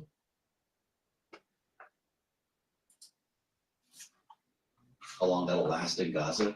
Do developments like these change our plans for procurement, for spending, et cetera? We were in the middle of multiple hot wars a couple of months ago. We might not be a couple months from now. Now we're in the replenishment phase. They used many missiles against the Houthis in Iran last year. Expensive missiles. The SM-6, the Navy's best, they fired like 80 of those against Houthi targets. Those are about $4.5 million apiece. So we're in the replenishment phase for precision weapons and also the buildup phase for 155 millimeter shells. So you got to wonder if there's a Ukraine ceasefire. Let's hope that something does happen like that. We're going to have a surplus, of 155 shells and a capacity to build those. But we're in the replenishment phase. The big issue is going to be the Indo-Pacific and how this replicator program plays out. It's cloaked in mystery. It's drones up the gazoo, so to speak, but it's supposed to be thousands of places by next August. I think that's what a lot of the Hex attention is going to turn to because he wants to focus more closely on China. So these drone makers are the hottest thing going right now when it comes to Pentagon spending. I would think that people should take a look at them. Not that I'm giving investment advice, but But the replicator program is something that you've identified here. It's going to be a big deal. And then the command and control links for a replicator. Underwater drones. I mean, those are areas that they're not on the hit list, so they're kind of on the excluded list. They've got carve-outs here because we need to do some spending in that area to catch up. Right. If you're an old line defense contractor, getting back to this, so if you're a Raytheon, if you're a Lockheed, that replenishment job sounds like pretty lucrative year ahead. It certainly does. A lot of this is made in Alabama, in Troy, Alabama, those areas. The HIMARS missile, the HIMARS carrier, the THAAD missile, the Patriot, which is split with Raytheon, I want to note. But no, they have a good backdrop of missiles and fire control systems. The F-35, though, is a huge part of their revenue. I think it was like 25%. For Lockheed. Excuse me, for Lockheed. Yeah. But the replenishment part, and Hex's memo does specifically singles out for an exemption munitions. So this is a very constrained amount of what's left. And the interesting part of the game in Washington will be, what are those programs being cut? Fascinating always to spend time with Tony Capaccio in our remaining moment. Are we going to get a new 5th generation fighter jet in this new administration? Something in the air or on the sea that we've never seen before? No. Maybe on the sea, we're going to see some underwater programs, underwater drone programs. We haven't seen unmanned, but I don't see the next generation. That was the NGAD program that the Air Force put on hold. Amazing. Great to spend time with Tony Capaccio. He even brought the memo over with us. Panda Express, Kentucky Fried Chicken. The Pentagon doesn't need to worry about Panda Express. They need to worry about the big panda in the CCP. Investment in our Navy, in naval technologies and ships, in drones, underwater, that is really important. Our naval investment is, and our naval fleet is really important to counter the CCP.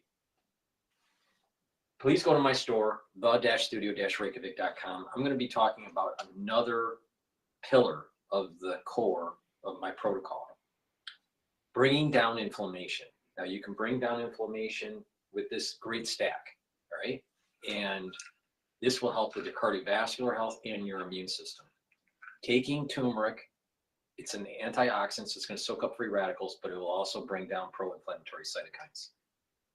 Ashwagandha root will bring down cortisol levels and blood glucose levels. Taking these together are going to improve your cardiovascular health because you're bringing down inflammation, but also your immune system. Because if you bring down inflammation, you bring down cortisol levels, then you are reducing the immunosuppressive activity of cortisol. So chronic inflammation, if you're chronically, in pain and chronically inflamed, your immune system is down, all right? So what you want to do is boost up your immune system. This is a great way to do it. You get an additional benefit by taking lignans. Lignans is also an antioxidant, so it's going to soak up free radicals, but lignans also brings down inflammation. So it's going to help with your immune system and your cardiovascular system. And lignans is good to boost up your endocrine system. So please stack it together, taking the turmeric, the ashwagandha, and the lignans together. The lignans are a powder. Mix it with soft foods or with filtered water or a smoothie. Take it every day. You get a small scooper here. Just take one small scoop a day. It's really easy, and you're getting a lot of benefits. So please go to my store, the-studio-reykjavik.com. And oh, by the way, if you take lignans every day and you're working out, you're actually reducing the soreness from your workout, so you recover quicker. All right, let's go to CNN. This is dealing with Dr. Fareed Zakaria.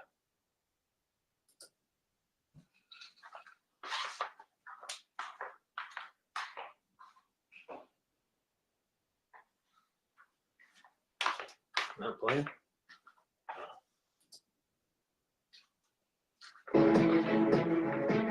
Tonight, the door in Washington that was once wide open to Ukraine now appears to be slamming shut. The President of the United States calling the democratically elected leader of an ally under attack a dictator. And Vladimir Putin, the actual dictator in this situation, is sitting back and probably enjoying every minute of it.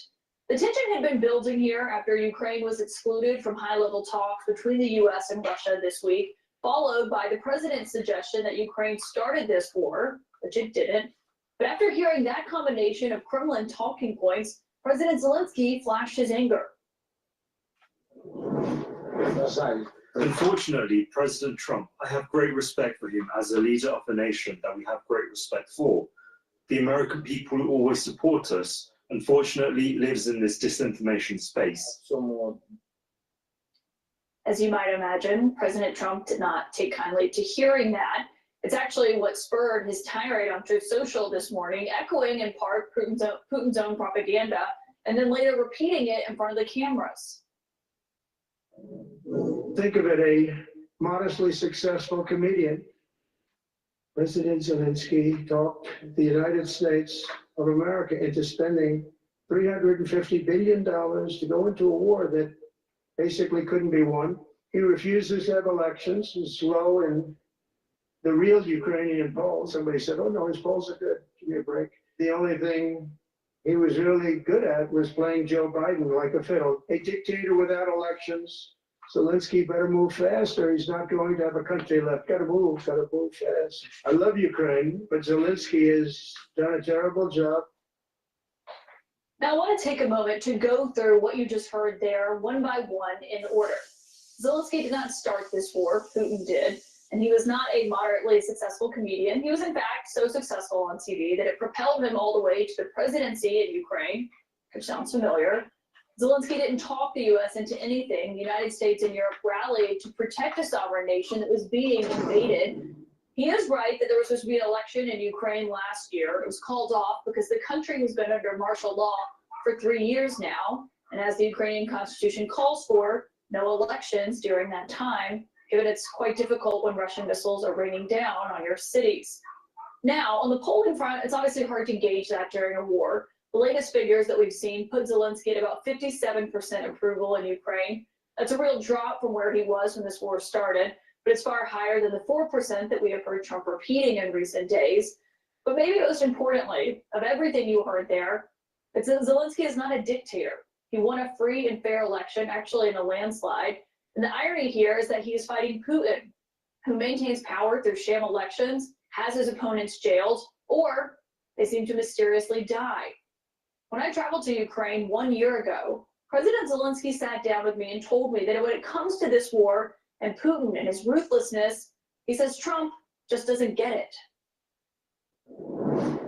I think he can't understand what's going on here. He can't solve with Putin and with Russia, because we'll never be ready to give our territories just for the stopping of the war, give them solid defense of our country. I think he doesn't really understand that Putin will not stop. Even in this case, Putin will never stop, and he wants to occupy us totally. That's why I think that Donald Trump doesn't know Putin.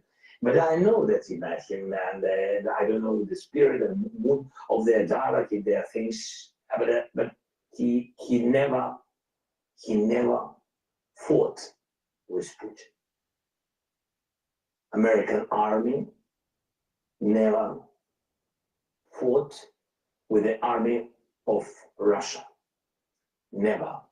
So you have a better view than he does, a better understanding. Better understanding. Russia's former president tonight, Prime Minister and Putin confidant Dmitry Medvedev, summing up the feeling at the Kremlin today, writing, quote, "If you told me just 3 months ago that these were the words of the US president, I would have laughed out loud. Donald Trump is 200% right." He capped off this post by calling Zelensky, quote, "a bankrupt clown." Our lead source tonight is CNN's Fareed Zakaria, who perhaps maybe thought he had seen it all when it comes to what we're watching on the world stage. And Fareed, when you see this, I know European leaders were bracing for Trump and the Trump administration to maybe take a hardline stance on Ukraine, not to continue the policy of the Biden administration. But were they expecting this? All right, before we have Dr. Fareed Zakaria talking about foreign policy, please go to my store, the-studio-reykjavik.com, and get the Max 14 and the Max 35. Take a teaspoon a day, swish it in your mouth, gargle 30 seconds or so, 20 seconds, and then swallow. It'll help with your immune system. It's the first pillar of the core protocol. Boost up that immune system. Please go to my store, the-studio-reykjavik.com, and get the Max 14 or the Max 35. I take a teaspoon a day, every day. If I'm not feeling well because of the cold season, I take a tablespoon or 2 a day, and then go back to my maintenance once I feel better. But I've been taking Max 35 or Max 14 every day. Every day. Please go to my store, the-studio-reykjavik.com. Nobody was expecting this, Caitlin. This is a breathtaking reversal in U.S. foreign policy. It's in some sense the largest reversal in U.S. foreign policy in 8 decades. The United States, since the late 1940s, built the Western world as a free democratic alliance determined to maintain its sovereignty, maintain its prosperity, maintain peace, and in many ways to repel aggression from dictators.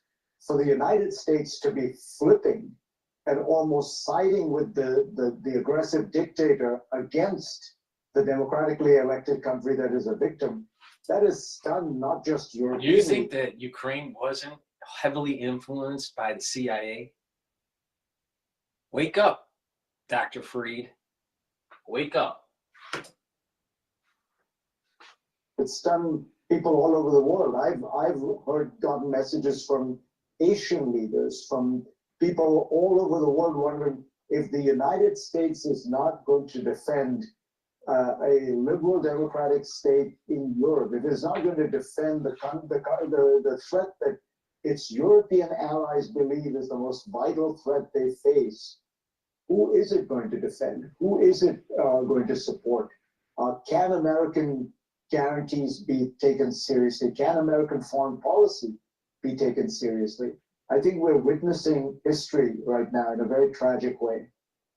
Well, and on that front, there's a real question of how these world leaders will respond to this. I mean, we saw the British Prime Minister phone Zelensky after Trump called him a dictator, and pointedly, as we were told, he reaffirmed support for him as Ukraine's democratically elected leader.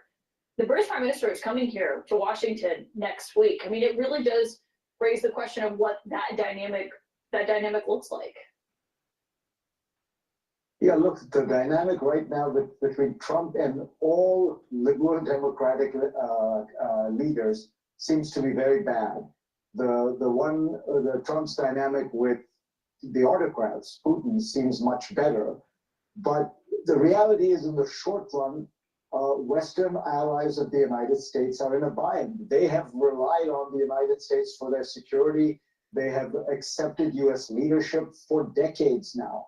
And the entire security system has been built on the idea that the United States was the guarantor of the peace. The United States was the underwriter. So they can't easily find other options very quickly. But in the long run, Caitlin, what is going to happen is these countries, which are rich, powerful countries, are going to start asking themselves what kind of independent path they have to chart. That's going to happen with Canada, that's going to happen with Europe, and that means these countries will move away from the American sphere. They will look for a better relationship with China. They will look to find new ways, to find markets, to find friends. This is the greatest gift, not just to Vladimir Putin, but to Xi Jinping. China will benefit from this more than any country, perhaps, in the world other than Russia, because Trump has now introduced an element of chaos. The CCP thinks that maybe Trump won't support Taiwan. But he has now aligned himself with an ally, Putin and Russia, for a multi-front war on the CCP. So it changes the calculus with President Xi. Now you got to remember, India looks like it's aligning itself with the United States, with Modi. So Trump is actually pretty brilliant on what he just did. But Dr. Fareed doesn't see it. Now, why is it that Dr. Fareed doesn't see it? Because Dr. Fareed just keeps on pushing the CFR bullshit.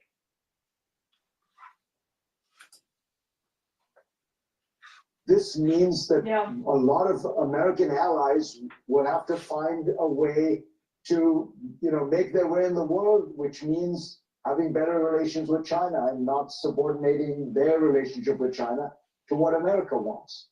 You're talking about what this means for the world order.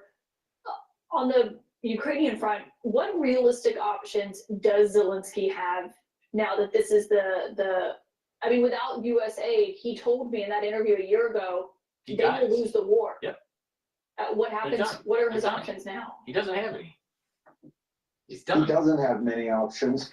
The Europeans can try to ramp up supplies, but the truth is, again, the whole Western system has been built on the idea that America is the pivot, America is the guarantor. Even when Europeans build their military spending up, they buy American goods. That has been the deal. The United States guarantees, the Europeans buy American defense equipment, defense products. So if the linchpin of the whole system suddenly pulls the rug from under, it's very difficult to see how Zelensky is able to survive. Now, this feels like one of the biggest kind of American surrender since Vietnam. It's difficult to recall another moment where the United States has just decided that it wanted peace so badly that it was essentially just going to surrender the struggle. Fareed Zakaria, thank you as always.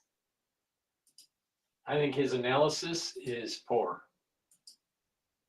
He was right at the end that Ukraine doesn't have many options because the United States is Daddy Warbucks. Please go to my store, the-studio-reykjavik.com. Get the collagen peptide. It has a pretty extensive amino acid profile. It's a powder. You get a big scooper with this. Take a scoop a day, mix it with soft foods or with filtered water, with milk, with a smoothie. Take it every day. This will improve your skin, your hair, your nails, your musculature, your bones, and your joints.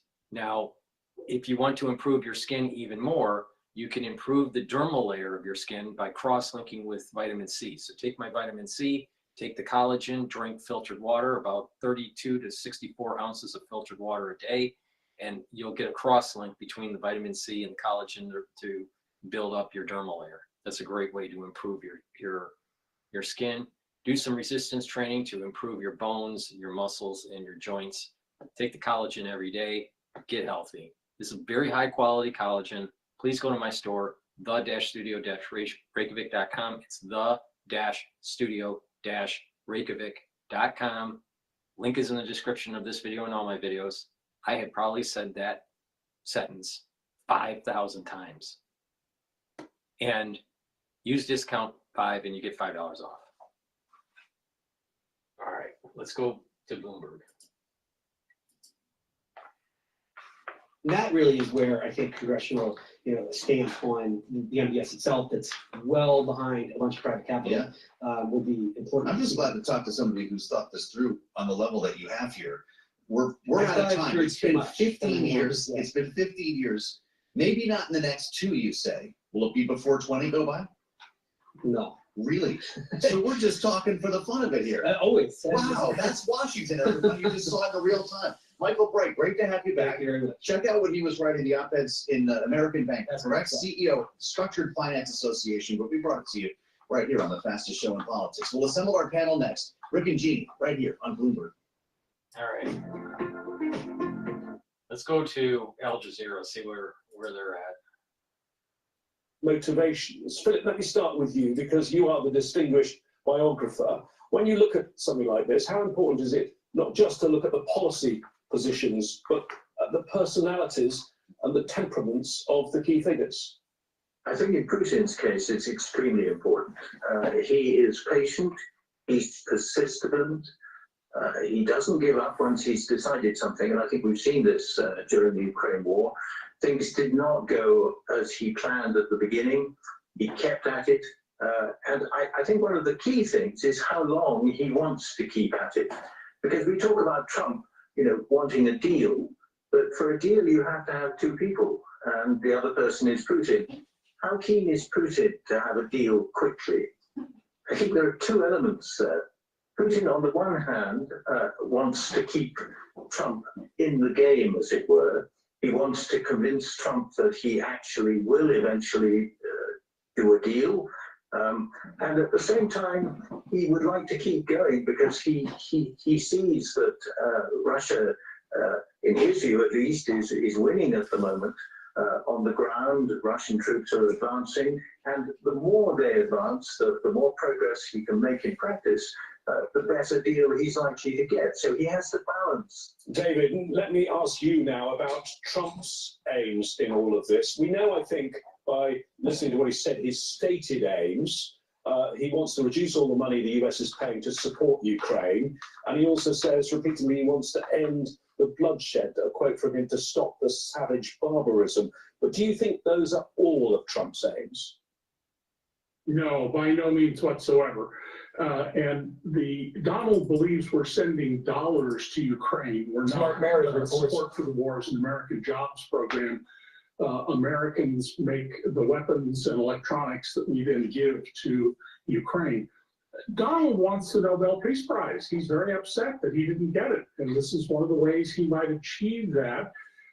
Unfortunately, peace talks normally involve all the parties, and the talks in Saudi Arabia are between only 2 parties, Russia and the United States, not Ukraine. And then secondarily, Donald, who was brought up with a monstrously horrible father, is an empty vessel inside. He is always trying to fill the emptiness inside him with flattery, with money or claims of money, exaggerating things because of the way he was raised. And he really believes that only Donald Trump can be president. In fact, he claimed last Friday dictatorial authority, saying he can't do anything that would violate the law, but he's trying to save the country. And the White House put out a photo of him yesterday in which he was wearing a crown. And of course, the United States was started as a revolution against the British monarch. And I mean, on the figures that Donald Trump's given out about how awful this is for the US, how much money Ukraine has got, he says 350 billion. You look up the actual figures from the Special Inspector General, it's 131.1 billion. And actually Europe, despite what Trump says, is giving more. And yet you have Trump sending his Treasury Secretary to Ukraine, wanting to take 50% of Ukraine's minerals. How is that all of this seen in Ukraine? Because I've heard some commentators describing it as extortion. Well, you can call it this name, or like for a lot of Ukrainians, it feels like we woke up into Black Mirror series, or I don't know, Don't Look Up, or any other, you know, anti-utopian stories which were warning us about such change in politics to come. It's terrible because for someone it's a big lie, for someone it's fight for political ratings or whatever, a desire for quick deals without looking into the essence of such deals. For us, it's life. Yes, for us, Ukrainians, this is pushing us to the back when suddenly with the new president elected, US is not even neutral. US is more likely to take the position of the abuser, of the aggressor, of Russia. And it's quite sobering. But luckily, unlike Europe, Ukraine woke up quite some time ago. Yes, for the rest of the world, for our European partners, this is a new information. That yes, the politics can be this way, real politics is back, and there is no more world of, I don't know, you can say values-based or agreement-based and so on and so forth.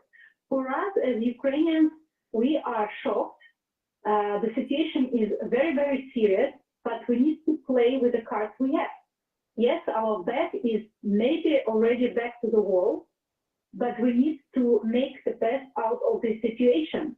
Okay, I want to bring in David again, because it's clear to me from the last 4 years that Donald Trump was in office and the 4 weeks he's been in office this time, that he doesn't like Ukraine and he doesn't like Zelensky. Can you drill down on that? Because I mean, even if you go back to when he was first elected in 2016, he was critical of Ukraine. What is, I mean, and it was also part of his impeachment in 2019.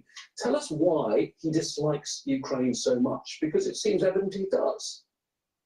Well, because Ukraine is to Vladimir Putin an area that Russia used to control and does no more. And Vladimir Putin has said clearly many times that he wants to essentially put back together the old Soviet Union. Donald identifies with Vladimir Putin just as he does the dictators Kim in North Korea, Xi in China, and others, because Donald doesn't really believe in democracy. He believes in power. And he's very transactional. And Vladimir Putin has brilliantly flattered him. Donald is very, very subject to flattery. And finally, Donald doesn't know anything. And I mean that quite seriously. He claims to be the world's greatest expert on 22 subjects. In fact, he didn't know what happened at Pearl Harbor on December 7th, 1941. His chief of staff had to explain. He didn't know that Finland is a country. He thought it was part of Russia. He has no historical understanding. And it's one of the things in the nearly 40 years that I've known Donald, spent many hours with him, it's always been striking. Is people think he's some sort of genius. He's appallingly ignorant. So he looks at Ukraine. Vladimir Putin says that should be part of Russia. He makes this false claim that Russia is the mother country. 1,000 years ago, Kyiv was a thriving city. Moscow was some huts in the woods. And Donald, not knowing any of the history, he goes along with his fellow dictator, Vladimir Putin. Philip, I mean, are you surprised when you hear the comments from Trump? Because it seems that so many of these things, Zelensky is a dictator, Zelensky started it. These are all the Russian talking points that we've heard for the last 3 years, and they're now coming out of Trump's mouth. Well, that's true, but I think it's also something which shows that Trump is not really concerned about Ukraine. He doesn't regard it as a vital American interest. He wants to get out of there, much as he wanted to get out of Afghanistan. And how he gets out, I don't think bothers him too much. Whether it's hanging the Ukrainians out to dry, which is, I'm afraid, almost certainly what is going to happen, or whether it's pushing for, to some extent, more equitable agreement. Let me just come in. There was one thing I did disagree with, and I disagree with strongly. Putin does not want to reconstitute the Soviet Empire. Ukraine is a very special case for him. And you talk about Kiev having been a major city 1,000 years ago. Yes, but it's also that all that history is, for Russians, a major part of their identity, and not just for Putin. I remember back in the late 1980s, when the Soviet Union was breaking up, people saying, Russians saying to me, well, we don't mind if Georgia or Armenia go, but Ukraine, no question, that's part of our identity. So let us not understate the extent to which Ukraine really is a special case. It's not the beginning of something bigger, it's something about which Putin is obsessed. If you look at what's happened so far, and we've only had 4 hours of negotiations, but Putin seems to have got a great deal already. He's going to get territorial gains from his invasion. We don't quite know what they're going to be, but clearly he's going to keep territory. Ukraine's not going to be a NATO member. They've started conversations not just on sanction lifting, but possibly historic economic opportunities. Russia's diplomatic isolation has ended, and he's managed to split Europe and the US. Putin couldn't have hoped for a better outcome. So far everything looks like we are playing according to the Putin's book, indeed. But it's up to us now, how do we use this chance and how do we use this moment? Yes, unlike other countries, Europe now and Ukraine, we do not have a luxury opportunity to despair. We do not have a luxury opportunity to reach Trump and, I don't know, answer him back with something the same aggressive as he talks to us. No, we need to transform this moment into action. I haven't seen any concrete so-called peace plans from Putin or Trump rather than in some social media messages. So there is nothing to be discussed in fact. And I just want to jump in to the previous speaker who talked about Ukraine being a part of identity for Russians. This is the part of history they want to steal from us, because without it, they don't have the roots into centuries, and they cannot claim themselves being an empire equal to Rome or whatever else empire they want to compare them with. So Ukraine is indeed very important for them, and it brings us to the point that nothing shows that Putin has changed his military goals in this war. So any conversation about negotiations, peace agreements, and so forth, in combination with his slow but successes on the battlefield, it just leads us to the same game as it was mentioned today. He just wants the world to play this game, that Putin is there ready to negotiate, and Ukraine, for some reasons, is not ready to give up. Like your take on that, Philip, in terms of Putin's aims. Putin, I assume, will now want this to move very, very fast as it's going his way. I'm not sure about that, actually. If it's going his way, he may well want to drag it out to get more advantage. As the Russians are doing better on the battlefield, and obviously at the moment morale on the Ukrainian side must be very, very difficult because they are being hung up to dry. Their best ally, their most important ally, is turning away from them. Now, all that makes a situation in which Putin, the longer he goes on pushing militarily, the better position he may feel he's going to be in. So, frankly, I don't expect these peace talks are going to lead anywhere in the next few days or few weeks. Rather, something within the next year. Within the next year, I think there will be an outcome, but don't expect it to come too soon. David, you are our Trump watcher, expert Trump watcher here. When you look at Zelensky, he tried diplomacy, he tried playing it calm. Then last weekend at Munich, he got a bit tougher. And in recent hours, he now says Donald Trump is living in his disinformation space. Is that the right way to challenge Trump, or do you think that's not going to get him anywhere? Well, I don't think he could get anywhere with Donald Trump. I don't think there's any prospect of that whatsoever. And what he's hoping will happen is that the European countries, particularly Poland, Germany, the Danes, the French, and the English, will step up and help Ukraine. And I disagree with Philip, by the way. Vladimir Putin is on the record in numerous places saying that he thinks the worst thing that ever happened in the 20th century was the collapse of the Soviet Empire, and that he wants to bring back these countries. The government leaders I have interviewed in Europe and family members I have all say they expect if Vladimir Putin succeeds in Ukraine, the tanks are going to roll into the Baltic states, they're going to roll into Moldova, Slovakia, not right away, because Putin has lost more than half his war material, and he's losing soldiers. No, he's not. He's not. First of all, he's getting too old for another war effort. And two, he's not going to upset the apple cart with getting peace agreements with Trump. That's total BS. Please go to my store, the-studio-reykjavik.com, and get the resveratrol. Resveratrol helps to soak up free radicals because it's an antioxidant. It helps the mitochondrial health, boost up your energy levels. It also gets rid of cells that are in senescence. You don't want cells that are in senescence. They just collect garbage. You want to get rid of them. Resveratrol works with the highest efficacy when you stack it with stuff like ubiquinol, NAD+, C60, NAC. So please take resveratrol every day and stack it with C60. That's a great combo. Or NAD+ or ubiquinol. Now, let's talk about NAC. NAC I've added to my stack to boost up glutathione levels. It's another way to soak up free radicals. It's another pathway.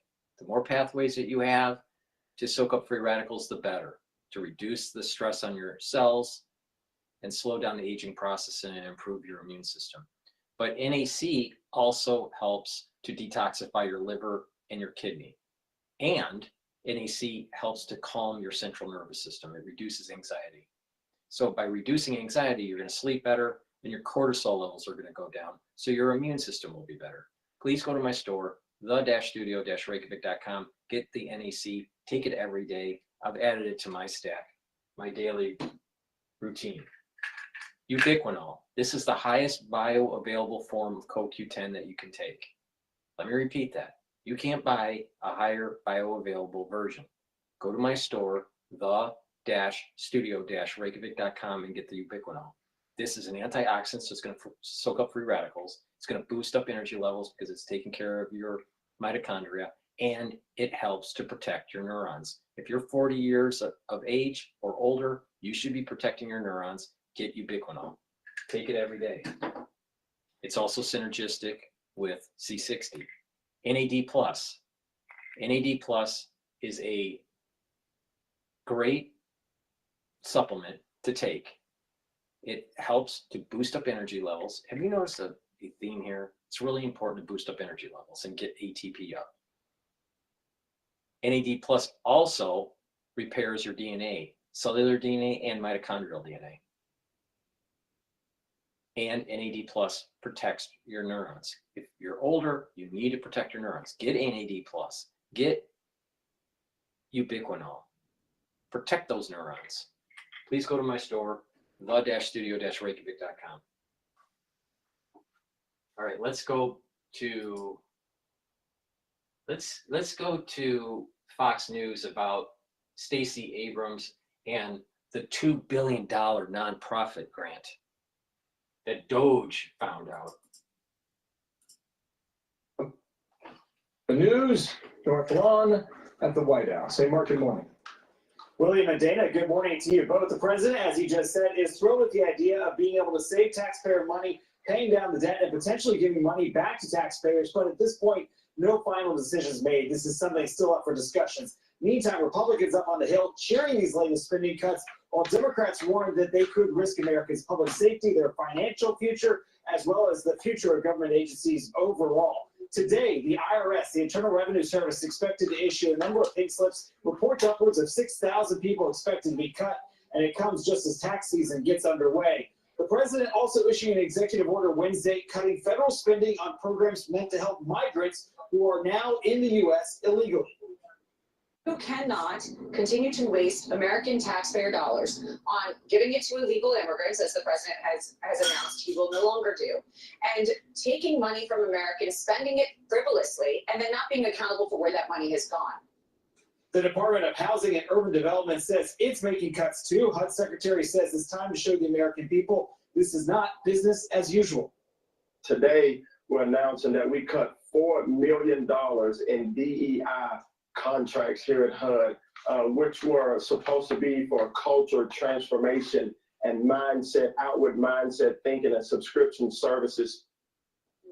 Democrats warning, though, this could have impacts. We heard a letter from Senator Patty Murray who says without sufficient staff to run these programs, community and economic development projects, disaster recovery efforts, and housing across the country will be delayed and could come to a grinding halt.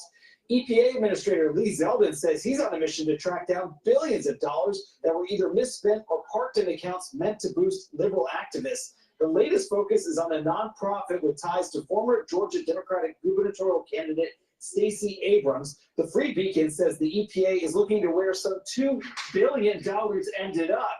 The Beacon writing out in their story that they had been looking into whether or not this money through the Powered Forward communities received the Green Energy Grant, despite the fact that it was founded months earlier in late 2023 and never managed anywhere near the grant's dollar figure. Now, Abrams just this week was pretty vocal on X, saying she's no fan of these Doge cuts. We'll look to see if this group responds to the accusation about the money being misspent. And we're also looking to see if the president talks about what it's been like as he marks 1 month in office today. Bill, okay, good deal, Mark. Thanks. The plate is full, and it's 9 a.m. Nice to see you, sir. And Senator James Langford, Republican of Oklahoma, joins us now. I just want to ask you something. On that money that went to Stacey Abrams' group and was supposedly misspent, that's what the accusation is. Can Congress claw that money back? Yeah, it becomes a challenge. You tell me if we can get enough Democrats to be able to join us in the Senate to be able to do that. The president can do that, though, with the oversight that's actually happening and to say, how are we going to actually make sure that this is actually done? The Department of Justice can say if it's fraudulently done. They can actually work to claw it back. It is interesting to me to be able to watch. Early days of the Biden administration, they were creating DEI programs. He was requiring all agencies to find Green New Deal ways to be able to engage, and he was cutting off oil and gas production on all federal lands. Flip the script 4 years later, we're cutting government size and we're opening up American energy. Dramatic difference between side by side in the first month. Okay, so Elon Musk is the lead blocker on this play. Here he was with Sean last night on solving the deficit if possible.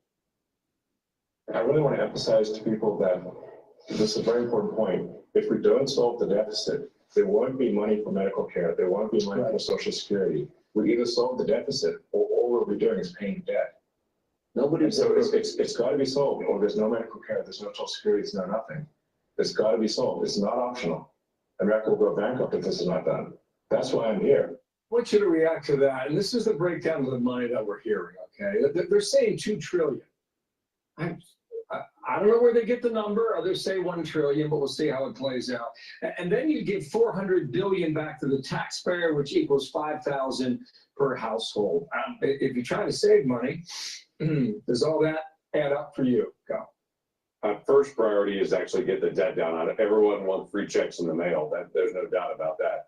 But we've got to be able to solve the debt and the deficit issues on that. Elon is correct in that we are going to continue to have high inflation and not be able to spend on the things that are critical for us: infrastructure, healthcare, education, national defense, if we actually continue to run this debt. And as people talk about power around the world on this, China continues to be able to influence other countries where we are not able to engage in some of those areas on even foreign policy, be strategic about it, because we're dealing with debt and deficit. Right now, we have to borrow money from China to be able to pay our own bills. That is a weak nation's future, not a strong nation's future. Let's fix that.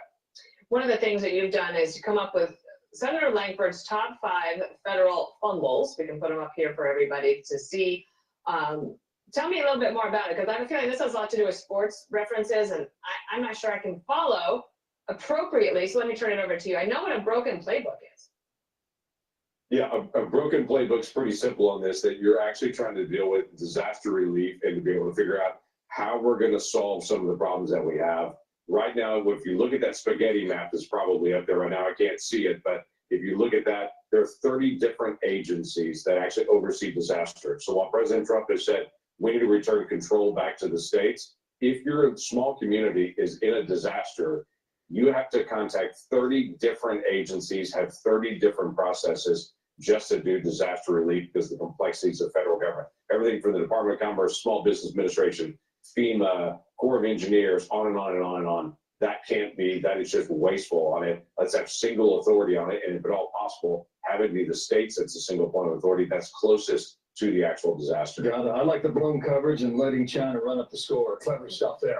One more topic for you. Executive order signed last night by the president saying that illegals will not be eligible for any more federal dollars. Now, Bill Clinton tried to run this play in the late 1990s, changing welfare. Is it different now? Will it work? How much will you save?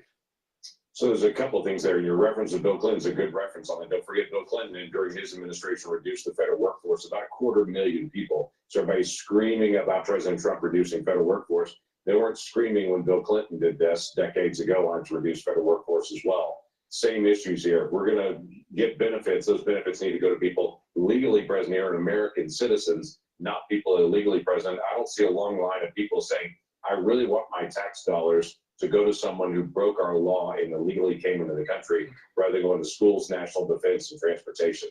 People want their tax dollars to go to what they expect them to go to, not what they actually oppose or the violation of our own law. And down in the polling coming back just in this last month shows that that is absolutely what they still believe. We'll see if the Democrats try to defend this and how that turns out. Great to have you on. Thanks for being on. Thank you, Senator. Good luck with your program. Before we go to balance of power from Bloomberg, please go to my store, the-studio-reykjavik.com. The link is in the description of this video and all my videos. Use discount 5 and you get $5 off. Please get the structural nano silver gel either in the tube form or in this quick dispenser. Have some at work, have some at home. You never know when you need it. It helps to heal wounds, cuts, and abrasions. You can use it as a skincare. Apply it on your skin at night, exfoliate in the morning. You can use it as an aftershave. Guys, after you shave your face, apply the structural nano silver gel on your face and it'll soothe it. Women, you're shaving your legs, use it after you shave your legs to reduce razor burn and to soothe the skin and heal the skin. But not just that, if someone's sick around you, put it on your hands, around your eyes, around your ears, around your nose, around your mouth, lightly coat your nostrils, and it stays active for 5.5 hours. Please go to my store, the-studio-reykjavik.com, and get this dual purpose structural nano silver gel. Now, C60 is the second pillar of this 4-pillar core protocol that I have for boosting up your immune system and slowing down the aging process and improving your organ systems. C60 you can get in a 2-ounce, a 4-ounce, or an 8-ounce configuration. It has to be in a lipid because it's lipid soluble. So C60 is a carbon molecule that there's 60 carbons in this molecule. This is the most potent antioxidant that you can buy. You cannot buy a more potent antioxidant. So C60 soaks up free radicals almost 1,000 times more than one molecule of vitamin C. One molecule of C60 is hundreds and hundreds of times more, almost 1,000 times more potent than vitamin C. You can't take enough vitamin C to be able to equal this, right? Because your body won't absorb it. So C60, what you do is you take a teaspoon a day. They'll soak up those free radicals, and what will happen is that the cells will have less stress, and your mitochondria in those cells will improve, and you'll have more ATP. That means you'll have a lot more energy, especially for your neurons. And in your serum, in your blood, free radicals will be neutralized. So you're reducing the chances of oxidized LDL. So that means that you're reducing the chances of plaque buildup. So take C60 every day. Take a teaspoon a day, every day, all right? And you're going to see huge benefits in increasing your energy levels and soaking up free radicals. And you're going to be improving your thinking because your mitochondria needs a lot of healthy, your neurons need a lot of mitochondria, healthy mitochondria, producing ATP to produce the neurotransmitters to release from the neuron. So your synapses is better. So you're getting positive neuroplasticity. All right. So please boost up those mitochondria in your neurons. You need lots of healthy mitochondria in those neurons, lots of ATP. That's the reason why when you're thinking, you're burning a lot of energy. So please go to my store, the-studio-reykjavik.com, get the C60. You can get it in avocado oil, extra virgin olive oil, or MCT coconut oil. Take it on an empty stomach for best absorption. If you work out, take it before your workout because it's going to soak up the free radicals that you generate during your workout, and you will recover quicker. You'll notice that you'll have energy and you're recovering quicker. So please go to my store, the-studio-reykjavik.com. Take this C60 every day, a teaspoon a day. Use discount 5 and you get $5 off any order. Now, if you take a look at my anti-aging boxes and my longevity boxes, I've designed those boxes at different price points and stacked them in different ways to target certain systems. So I can get these products into your hand. They are built with a discount. So the anti-aging and the longevity boxes have a built-in discount compared to buying the products individually. And you can add a discount 5 on top of that. So I'm doing everything in my power to be able to get these great products into your hands, and you follow these protocols because they work. All right? They work. They're high quality products. You stack them the way I'm telling you to stack them, and you're going to improve your health. All right, let's go to Bloomberg.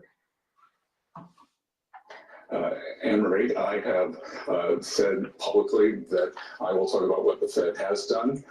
When I was a market commentator and investor, I would talk about what they should do. Now I will leave it to them. And Chair Powell and I had a weekly breakfast. We saw each other yesterday, and I will convey my thoughts there. Well, let's talk about what they have done. We can comment on that. You said you're willing to. They cut rates 100 basis points going into the end of last year, and an odd thing happened. Yields of the long end rose, they didn't decline. Do you think Federal Reserve easing contributed to higher long end yields? Well, Jonathan, I would just say the point of cutting rates is to cut rates. So if they cut rates and rates went up, then there probably was something there.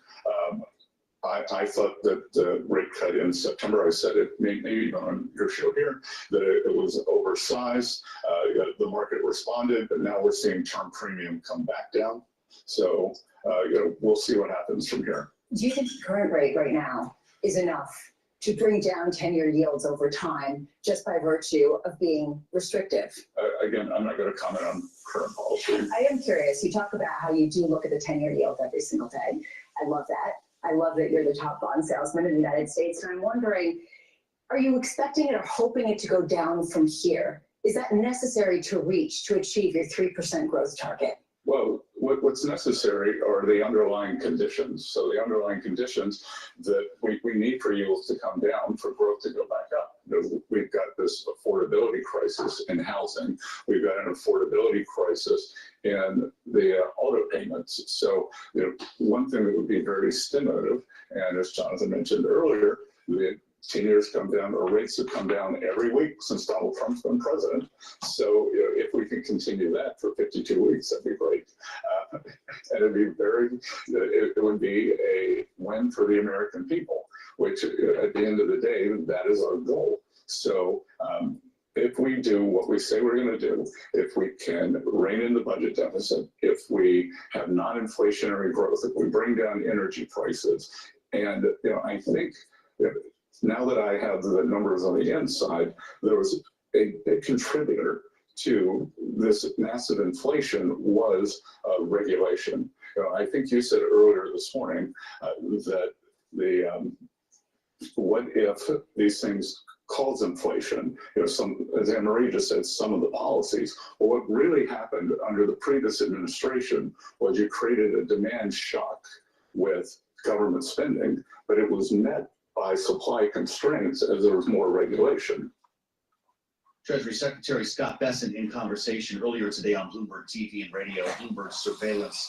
I'm Joe Matthew alongside Kaylee Lyons in Washington. Really interesting, Kaylee, just to listen to Scott Bessent talk. He's been at this table with us, certainly before he became Treasury Secretary. And he doesn't seem to have modulated his tone, seems very open to talking about a lot of things that a Treasury Secretary might be very guarded to get into.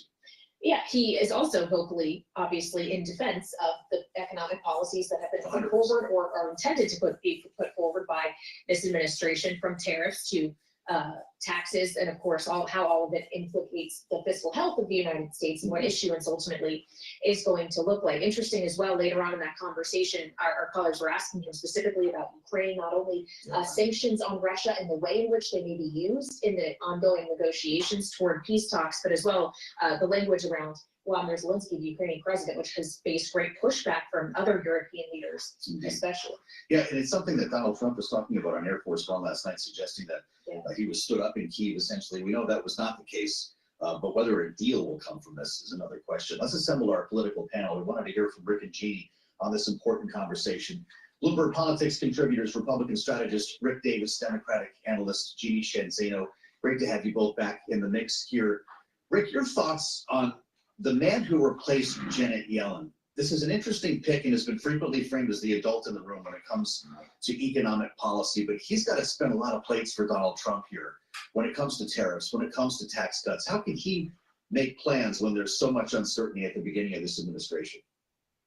Yeah, I think he has to take what's given to him and do the best he can. I mean, what was interesting about this interview, I thought, was how he's taking pieces from the Biden administration, Yellen's approach on short yields and actually adopting that for the short term, while his policies of deregulation and more energy, lower price energy, which obviously is a major contributor to inflation, and these tax cuts, which he has said are the most fundamental, most important thing that could happen to the economy this year, and keeping laser focused on that. Didn't seem to have a particular interest in wanting to talk about the impacts on the different trade wars that are going on right now and the tariffs, but it's kind of hard to put your finger on what those are right now anyway. So I actually was very impressed with the interview. Glad that he gave his time to Bloomberg, because I think getting to know him is going to be one of the most important aspects of this. And I loved his comments about deregulation. I mean, regulation by government is a real cost to business, and that cost gets pounded into the inflationary side of it. And I don't think anybody really fundamentally understood just how tough on regulation the Biden administration was, significantly increasing the cost of businesses over his 4 years. Yeah, it was interesting to hear the argument from the Treasury Secretary on this idea of inflation. Not only that demand was too stoked by fiscal stimulus during the administration, but because of the regulatory constraints that were in place, that also impacted things on the supply side. All of it, Jeannie, while pushing back on the notion that some of the administration, this current administration's policies, be it on tariffs or what's happening with immigration and mass deportations, could be inflationary. Obviously, for any economic effect of these policies to kick in will take some time, but what happens if it does indeed ultimately come for the checkbooks of American consumers? Yeah, I mean, I thought it was fascinating to listen to him. First of all, I think he coined a new term, Bidenflation. Did I hear that? And, you know, it's part of what we keep hearing, this blame game. And of course, he has only been in office a few weeks, the president a month today. So it is still very early, but at some point they are going to have to own this inflation themselves. And just listening to the secretary, you hear how much of what he's saying about bringing inflation down is dependent and out of his control. For example, deregulation, which Rick was just talking about, that is going to depend an awful lot on Congress, a Congress that most executive branches haven't been able to count on to push through good policy. You know, the tax cuts, you may be making those permanent, cutting energy costs. So many aspects of this are essentially out of his control. That's not to mention tariffs. And so he may be subject to inflation that is just simply something that he cannot account for as something he could have controlled. And yet politically, they'll all have to answer for that. And already we're in our second month where consumer confidence is starting to ebb. So it is a very tricky time by way of inflation. Rick, you mentioned trade relationships. They did get to China. Scott Bessent suggesting that the Chinese economy is dangerously unbalanced. And he revealed that he's going to have his first call with his Chinese counterpart tomorrow morning.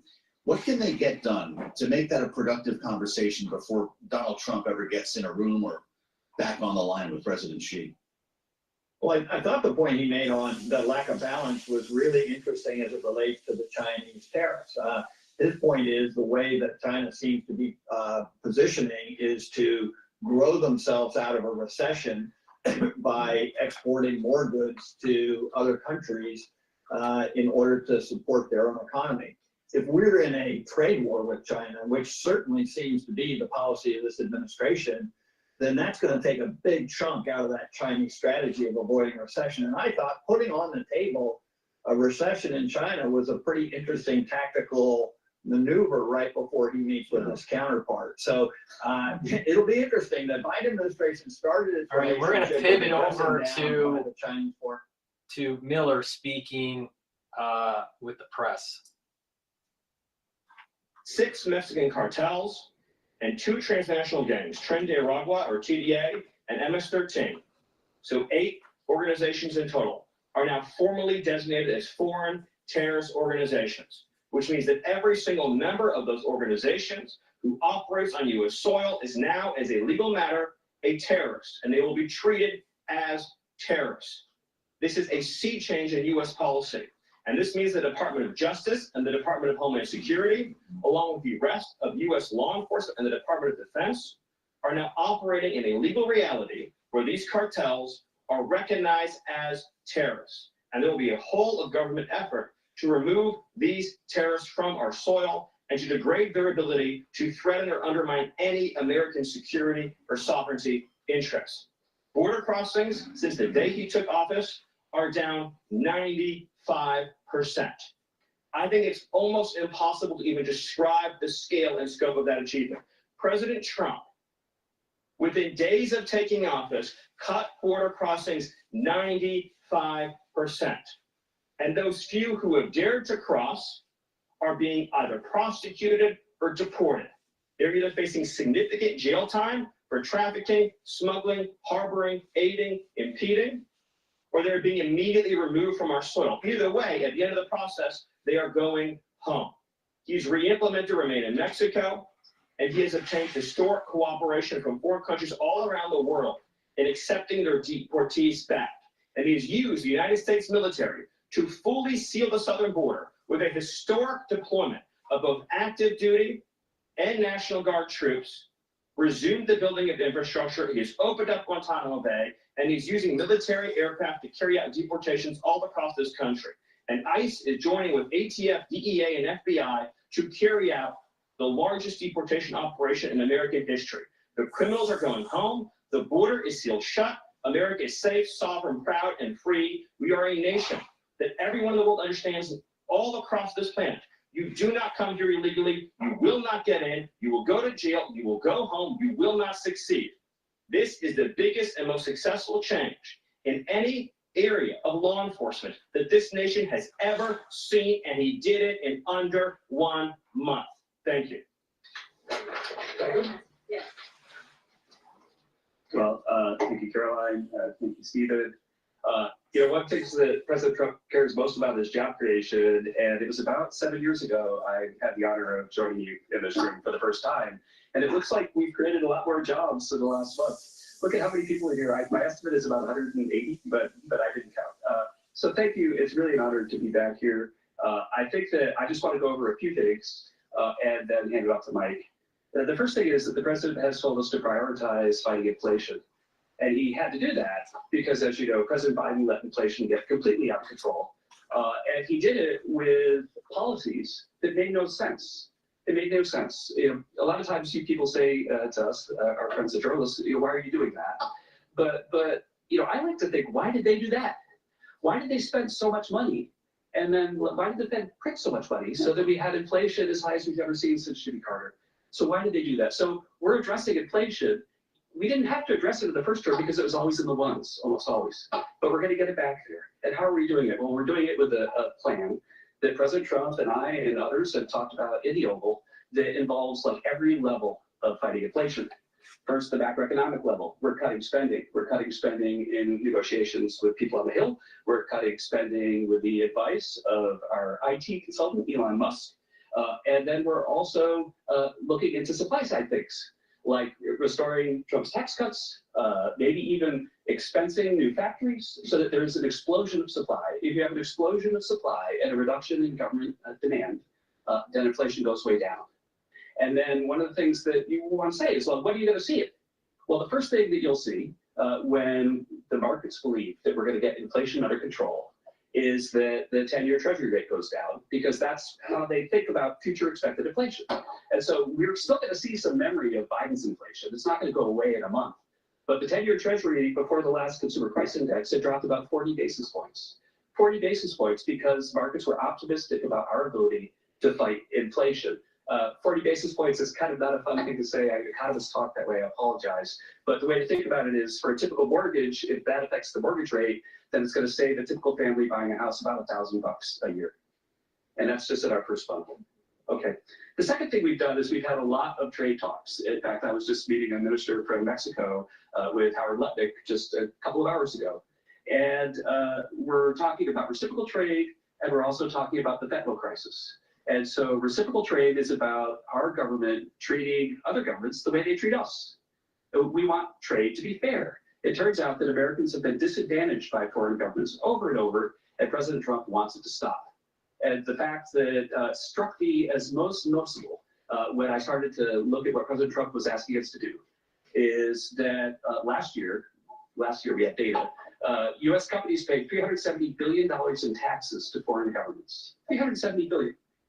Last year, foreign multinationals paid us $57 billion in taxes. We have 1/4 of world GDP. They have 3/4 of world GDP, and we're paying 370, they're paying 57. This is not reciprocal. We're going to try, or we're going to fix it. The other thing that we've done is we've had an all-of-the-above energy approach that's led by Doug Burgum and Chris, and a really large team, EPA. And we've already made so many actions that are going to affect the price of energy and lower inflation. We've opened up 625 million acres to energy exploration. We've cut 50 years of red tape that makes it so you can't have permits. And we've even made it so that when you go home, if you get a new one, then you can take a shower or flush a toilet or read under a light bulb. We're doing that too.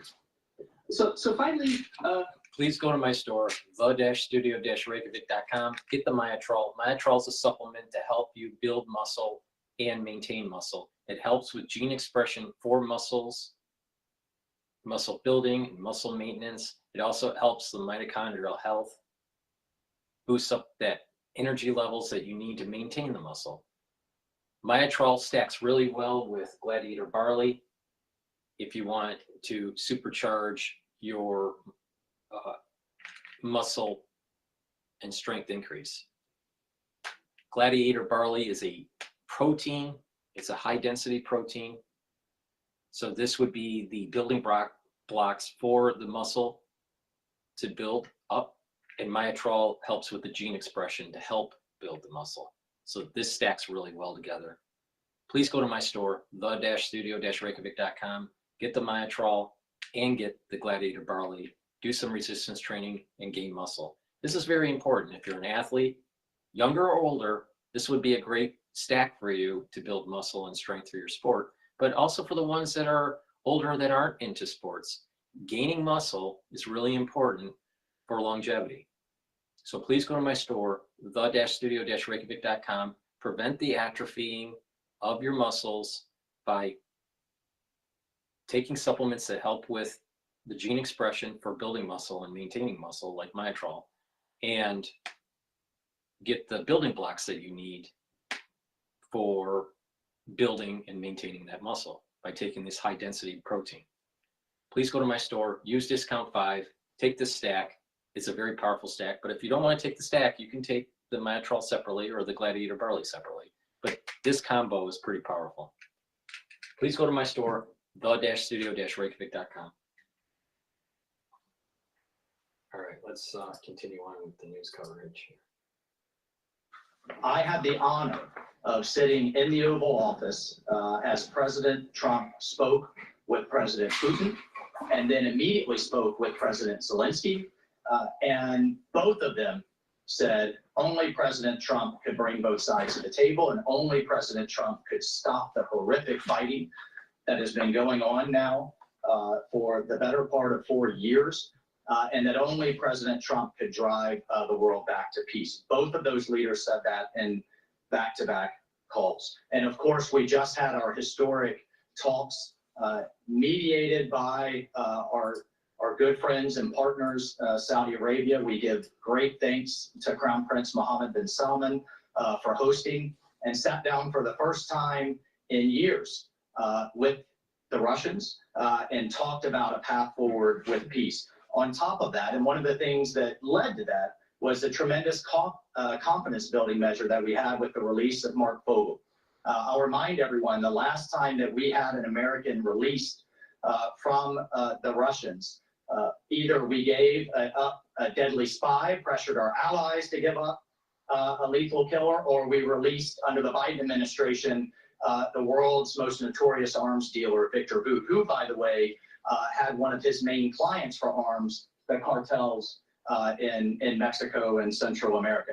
We gave up none of that. This was released as a confidence building measure, working with our great Middle East envoy, Steve Witkoff, and our Secretary of State as a first step towards opening these talks and then moving forward towards peace. On top of that, we've secured just in a month the return of 12 American hostages from Russia, from Bulgaria, from Venezuela, the Taliban, and Hamas. Excuse me, that's from Belarus, not Bulgaria. We also had,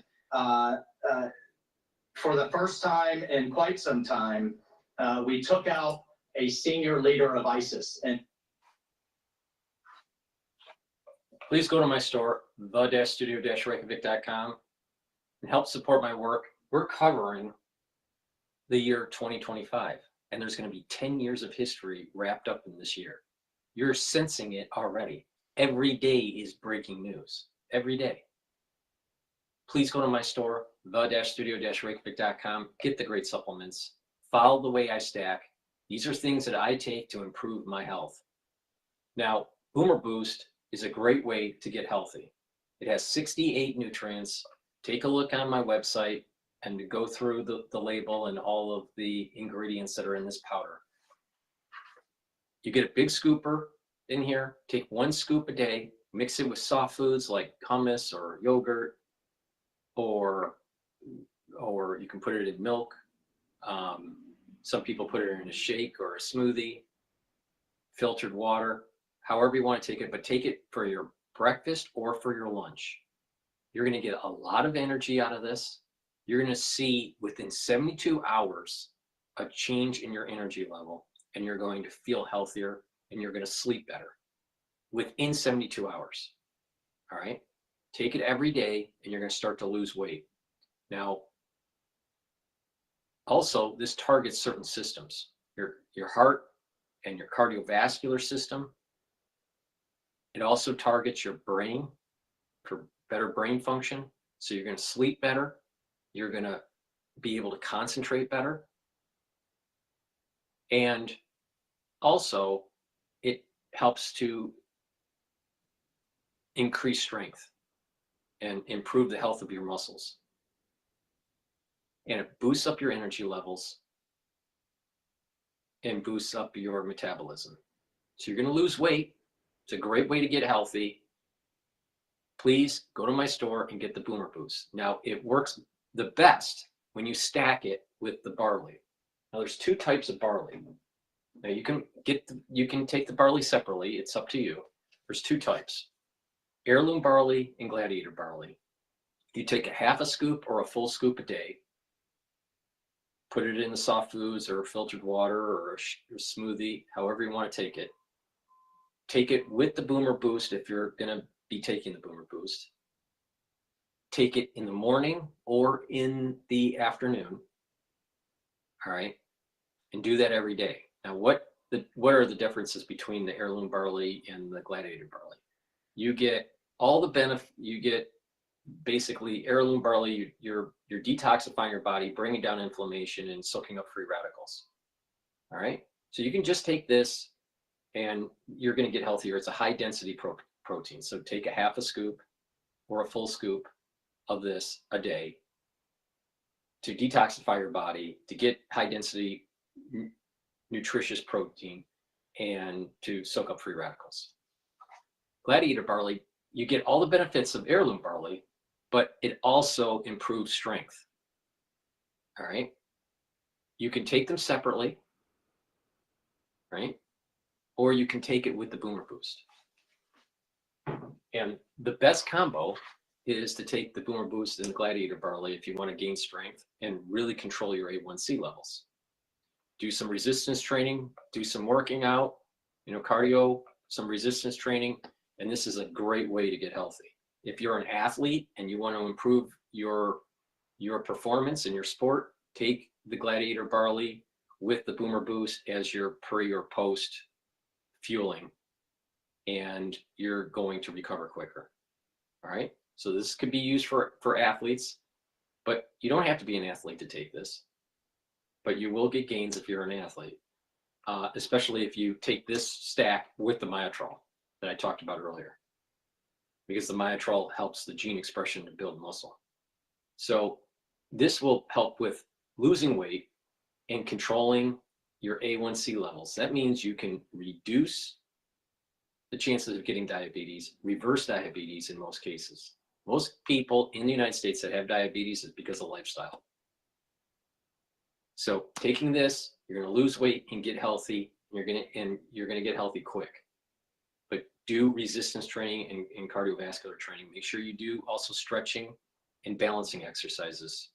That's really important to activate your neurons. So this stack is great, but if you aren't so focused on the strength stack, then take the Boomer Boost and the heirloom barley, and you'll get similar benefits. You'll be able to control your A1C levels, but not as well with this stack versus the gladiator barley and the Boomer Boost stack. But this is a good stack too. It helps with detoxifying your body and getting healthy and having the nutrients, and your energy levels are going to go up, and you're going to lose weight. You're going to control your A1C levels, but you'll get more of the control of your A1C levels by taking the gladiator barley with the Boomer Boost. So this, you can buy the products separately and take them separately, or you can get the longevity boost box that I have, where in the longevity boost box, you get the Boomer Boost in your choice of Gladiator barley, or heirloom barley. And the longevity boost box is designed at a discount. And you can apply discount 5 on top of that. I want to get these products in your hand because they are going to make you healthy. They're going to improve your well-being. And if you add the other supplements that I've been talking about and stacking them based on what you want to focus on and based on your affordability, you're going to supercharge your health protocol. Now, I know that I take a lot of stuff to slow down the aging process and boost up all my different bodily systems. And many people can't afford that. I understand. That's why I created the anti-aging and longevity boxes at different price points for better affordability for you. So you can get healthy no matter what your price point is. Please go to my store, the-studio-reykjavik.com. Get the heirloom barley, the gladiator barley, and guess what? Also get the boomer boost. Get healthy, lose weight, get muscle, control your A1C levels. And I just gave you a recipe here. I just gave you a recipe to mitigate diabetes. I gave you a recipe here to mitigate neurological dysfunction. I just gave you a recipe here to improve your cardiovascular health and to lose weight. Right here, right here. And in 72 hours, you're going to notice a huge difference. 72 hours. And you're detoxifying your body every day. Please go to my store, the-studio-reykjavik.com. Get the great high quality supplements that I offer, that I take every day. Now, it's obvious that the anti-aging protocol that I'm following works. All right. So it behooves you to listen to what I have to say and follow my lead because it works. Please go to my store, the-studio-reykjavik.com. The link is in the description of this video and all my videos. With that said, I'm going to end the transmission for today and do another show tonight, most likely. Thank you for listening. For the ones that were on X Spaces, thank you for listening and have a nice day.